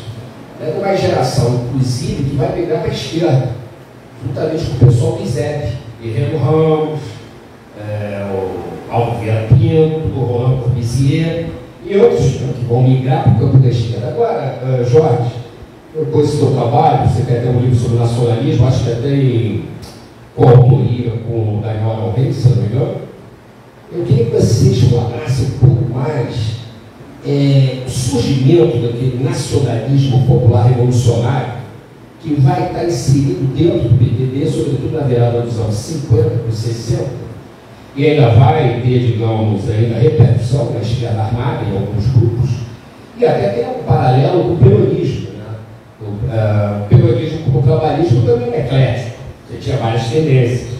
O que vai perdurar, sobretudo, no peronismo, nos anos 70, quer dizer, que eu digo em termos de massa, vai ser exatamente aquela esquerda peronista que vai apoiar nesses princípios do nacionalismo popular revolucionário, que estão, por exemplo, nas ações do John William Cook, Hernandes Arrega e de outros, inclusive isso vai se materializar na guerrilha urbana lá dos montoneiros.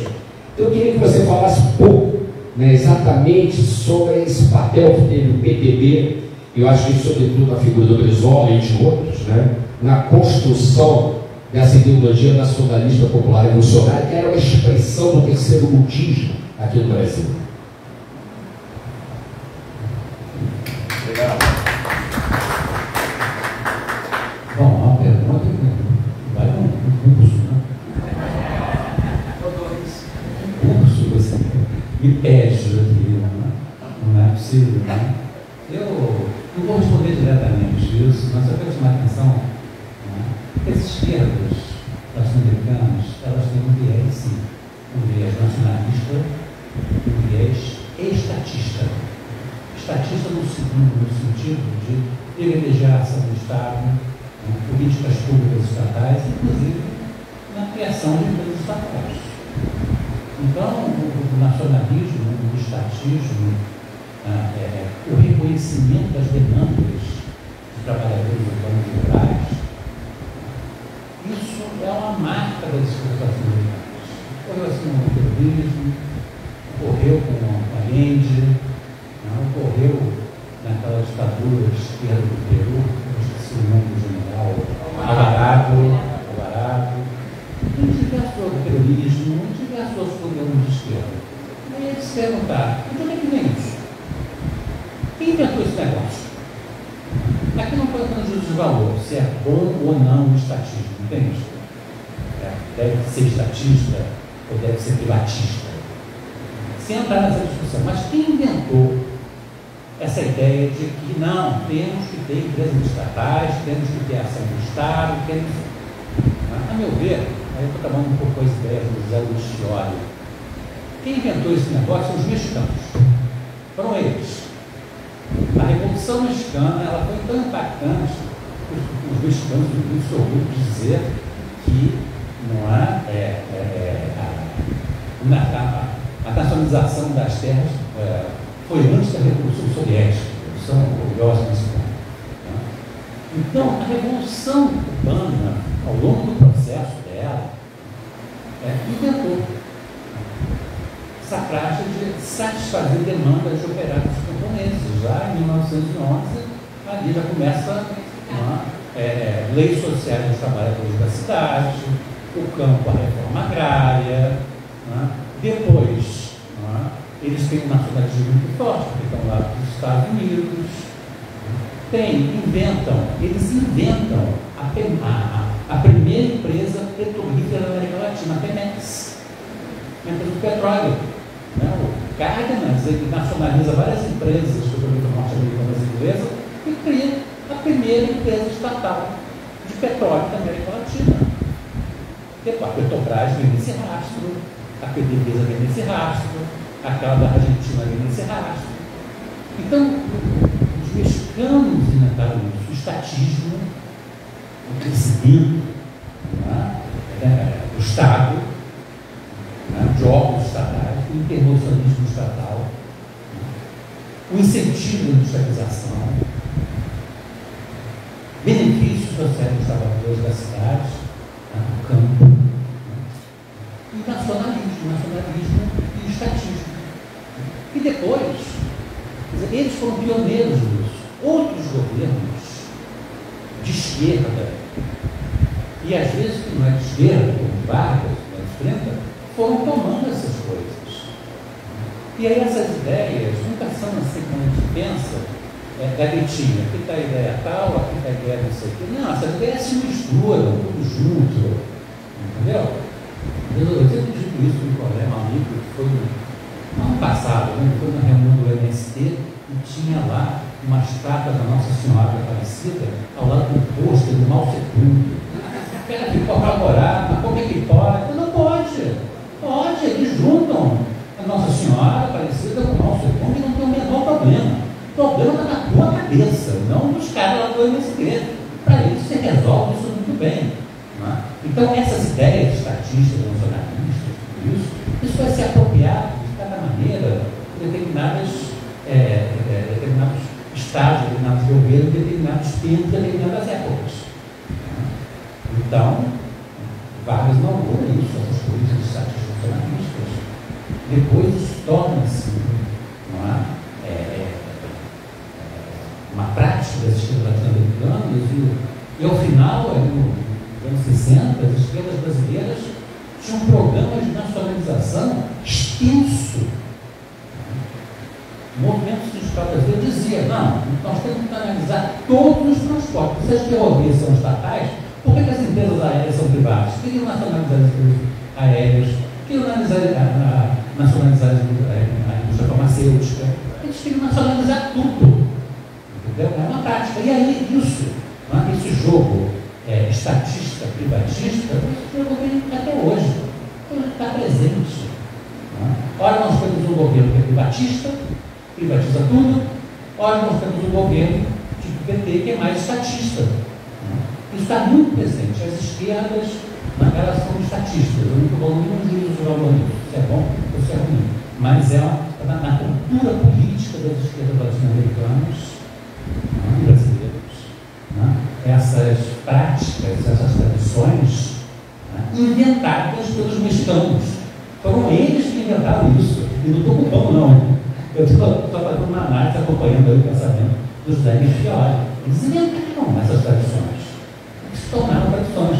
Aí quando você fala da esquerda armada, eles pegaram os discursos, os textos de liderança das esquerdas armadas na ditadura, eles estão falando em pátria, em nacionalização, eles estão falando isso, patriotismo, uma linguagem muito próxima ao trabalhismo das esquerdas pré-64. Então, essa ideia assim, de marco zero, isso não funciona. Eu estou inventando agora uma nova esquerda e tudo que vem de trás eu não quero saber porque está errado. Isso não funciona assim. Sempre vai entrar esquerdas ou as direitas vão entrar tradições passadas. Mas aí depois eu vou propor isso, eu deixo o trabalho de vocês. Tá bom? Beatriz Vício, claro.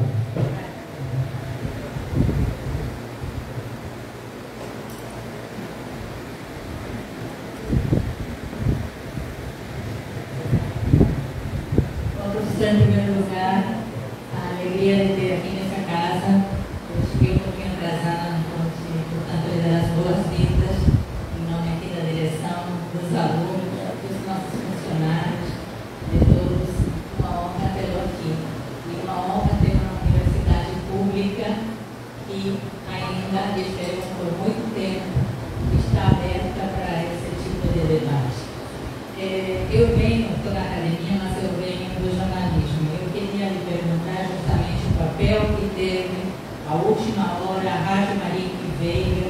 nesse todo o processo de uma construção de uma consciência política, eu diria, né? E de uma sociedade civil muito atuante, muito mais atuante se comparada com o momento atual. Esse tema às vezes fica um pouco esquecido, né? O quanto isso foram, no meu entender, baluartes, né, desse momento. Obrigada. Beatriz, eu posso te pedir que se assente com a mesa com a gente aqui, que deveriam entender desde o começo, e para poder realmente todos que estão acompanhando aí ver a presença sua aqui, Beatriz. Beatriz, eu agradeço. Eu também fico muito satisfeito de falar aqui, talvez no início, no ambiente universitário, no Instituto de História. Eu que passei mais de 40 anos, estou aposentado hoje, né? Mas eu continuo trabalhando, pesquisando, então esse ambiente universitário sempre está muito bom. Né? Bom, olha, a gente sabe como é que começou, né? Vargas ali, um crédito como o Wagner. Wagner era um gênio do jornalismo, ele chamou que a rede melhor, até então o jornalismo não era profissionalizado. Então, se você tem um amigo que escrever, também não te pago nada, né? Ele chamou que a rede melhor, o jornalismo brasileiro precisou pagar salários, e o última hora explodiu, o jornal estava mais vendido, em outras capitais, e a última hora era eliminado com o trabalhismo. Vargas, Juscelino, Goulart, sempre foi aliado. E foi vítima da ditadura de cara já pastelou o jornal, prendia edições, vai se exilar, enfim, na hora foi um jornal importante e assassinado. Para quem não sabe, o jornalismo nessa época, ele era muito, assumidamente a opinião do dono. Essa ideia de que o jornal é meu, isso é uma coisa que vem norte-americano. Isso não existe. Pois é, claro. Também não existe. Mas apresenta uma neutralidade. Né? Agora aqui não. Você comprou o Globo, você está comprando a opinião do Roberto Marinho, você sabia disso. Aí você comprou de uma hora, você estava comprando a opinião do Samuel Wagner e você sabia disso. E a Maria que veio, ela merece mais estudos. Por aí da Pinga, a Maria que veio, não existe. A Maria que veio é para não aliar com as esquerdas. O Brizola, ele chegou com um programa na Maria que veio, uma vez por semana, em que ele falava assim, 4 horas, 5 horas, 6 horas seguidas, via cartas, e chegaram eles. Eu participei de uma banda de dissertação do mestrado, em que na cidade de Una é uma cidadezinha atrás de Itabuna. Itabuna é o litoral, e a primeira cidade depois de Itabuna é Una, muito pequenininha. A população se reunia no dia que o Brizola falava na praça pública para ficar ouvindo ele falar. Você vê que tinha uma audiência enorme do Brizola. E pela rádio Maria, que foi também sacrificada na ditadura. O Brizola tem uma audiência muito grande. Ele tem um jornal confeito, um trabalho muito confeito. Há notícias de que os sargentos, simplesmente, os 22 mil sargentos todos compraram o panfleto, o jornal muito lido. Mas também, quando veio o golpe, todo mundo se livrou do panfleto. Tinha que se livrar, porque era a prova do crime da ditadura. E tinha um panfleto do jornal, sob responsabilidade do Brizola, que era desobediência, portanto, criminoso. Então, tive muita dificuldade de encontrar os originais do jornal conflito. Muito procurei, não tem nenhuma biblioteca, nenhum arquivo, nenhum. Eu encontrei a coleção completa, são 7 exemplares, aumentados. Encontrei, digitalizei tudo, trabalhei com eles, depois enviei esse jornal digitalizado para vários colegas de várias universidades, para não dizer assim, só o João dele. Quem quiser, eu envio também, jornal digitalizado. Eu orgulhei. Mas é um jornal importantíssimo para a história das esquerdas brasileiras. Fundamental, sobretudo para esse período.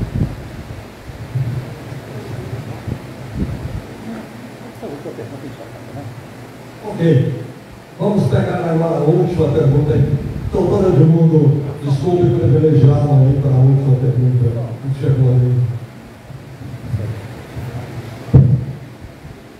Obrigado a todos.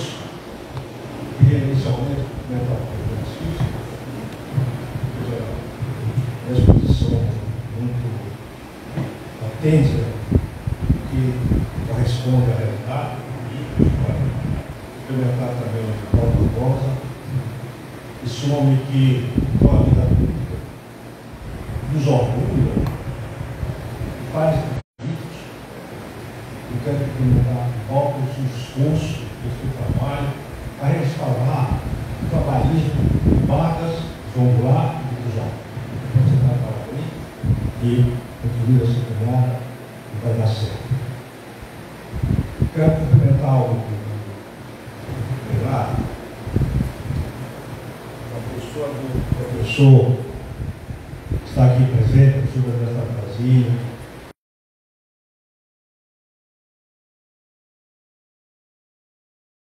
como também que se preocupa em pensar o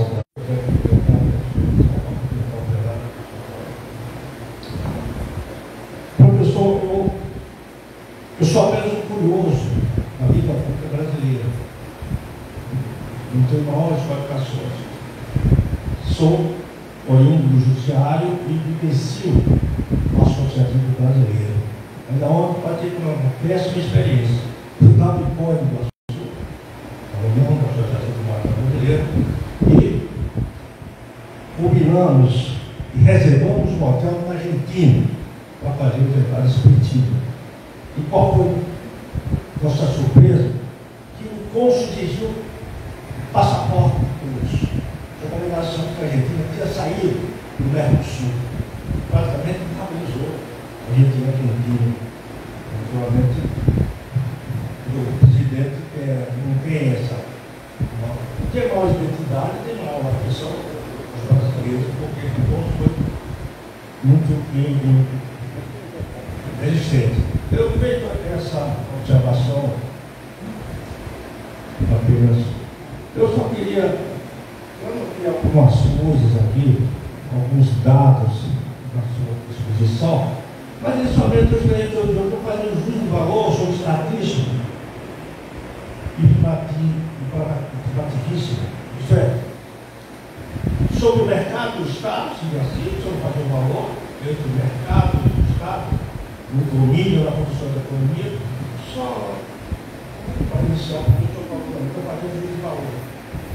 Estou fazendo apenas uma observação contra o Estado, a economia e a privatização do mercado. Mas outras coisas, é o seguinte. Na esteira que falou, explicou o lei, há essa ideia de que o João Grão é inconsequente. É um homem rico, nunca teve problema. E na minha época se dizia que às vezes os ministros do Estado tinham que ir à piscina do Copacabana para desmarcar. Você podia fazer a pergunta logo? Porque ela já vai adiantar. Então eu perguntaria: a realização do comício ao lado do Palácio do Caxias no dia 30 de março foi um ato inconsequente? A ida dele ao automóvel público foi um ato inconsequente? O envio para o Congresso Nacional, para o projeto que pedia o Estado de Sítio do Estado do Rio de Janeiro, terminou o PTB nem acompanhando, seria um ato inconsequente? A desconfiança partida por Miguel Reis, Seixas Dória, o próprio Léo Benzola, ele mandou esse pedido para se instalar no Estado de Sítio na Guarapara, a prisão do governador Calazé. Por essa desconfiança, não é que eu subscreva esse tema, apenas que dado para o senhor pouco antes, só para dar uma oportunidade de o senhor explicar. Atirar, quando ele tirou o Peri Berlinguar, quando o comando judiciário botou uma leitura, foi um ato inconsequente.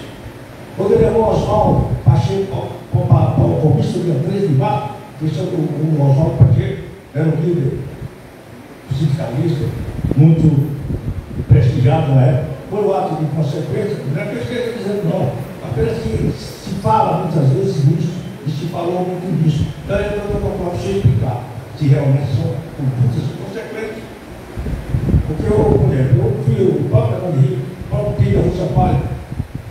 Eu falei, que pode fazer um comício lá no Pado do Caxias, da relação dos militares na polícia lá.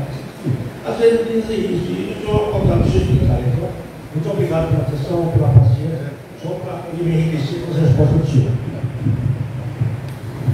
Olha, eu não trabalho com os conselhos de consequência, fulano foi inconsequente, tudo foi inconsequente.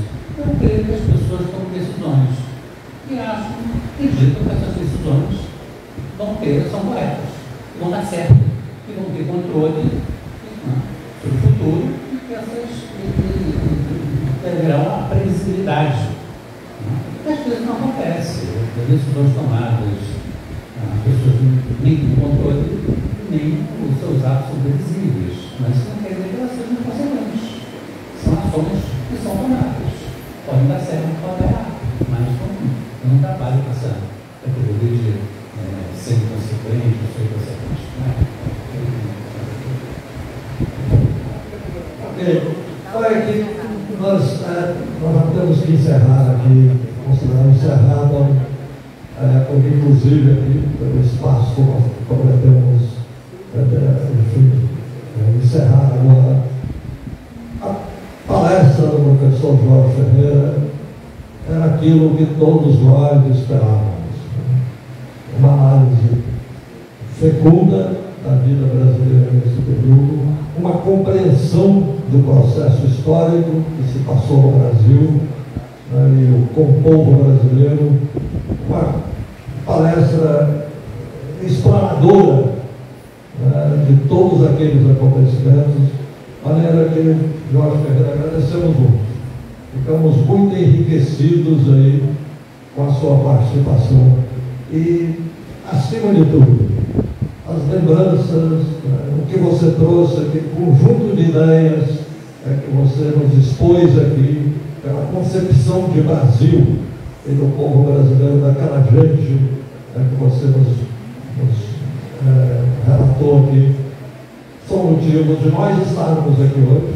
Como disse você, além da sua biografia, os outros você não encontra nem biografia, muito menos reuniões como essa. Mas são razões de nós estarmos aqui de muita inspiração para a compreensão do Brasil de hoje, do nosso futuro, de maneira que você nos enriqueceu muito com essa informação, com essa riqueza, com essa análise tão profícua e profunda que você fez aqui no período ali. Muito obrigado, Jorge Ferreira. Uma saudação também a todos os nossos ouvintes que estamos acompanhando no YouTube e via internet. Muito obrigado a você por essa participação tão enriquecedora.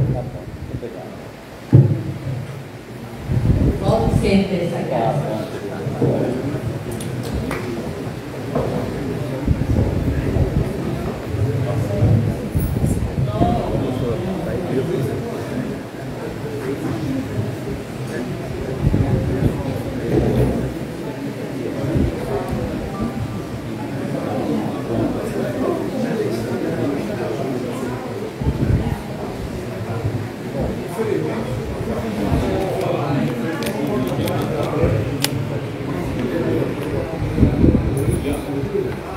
Setembro.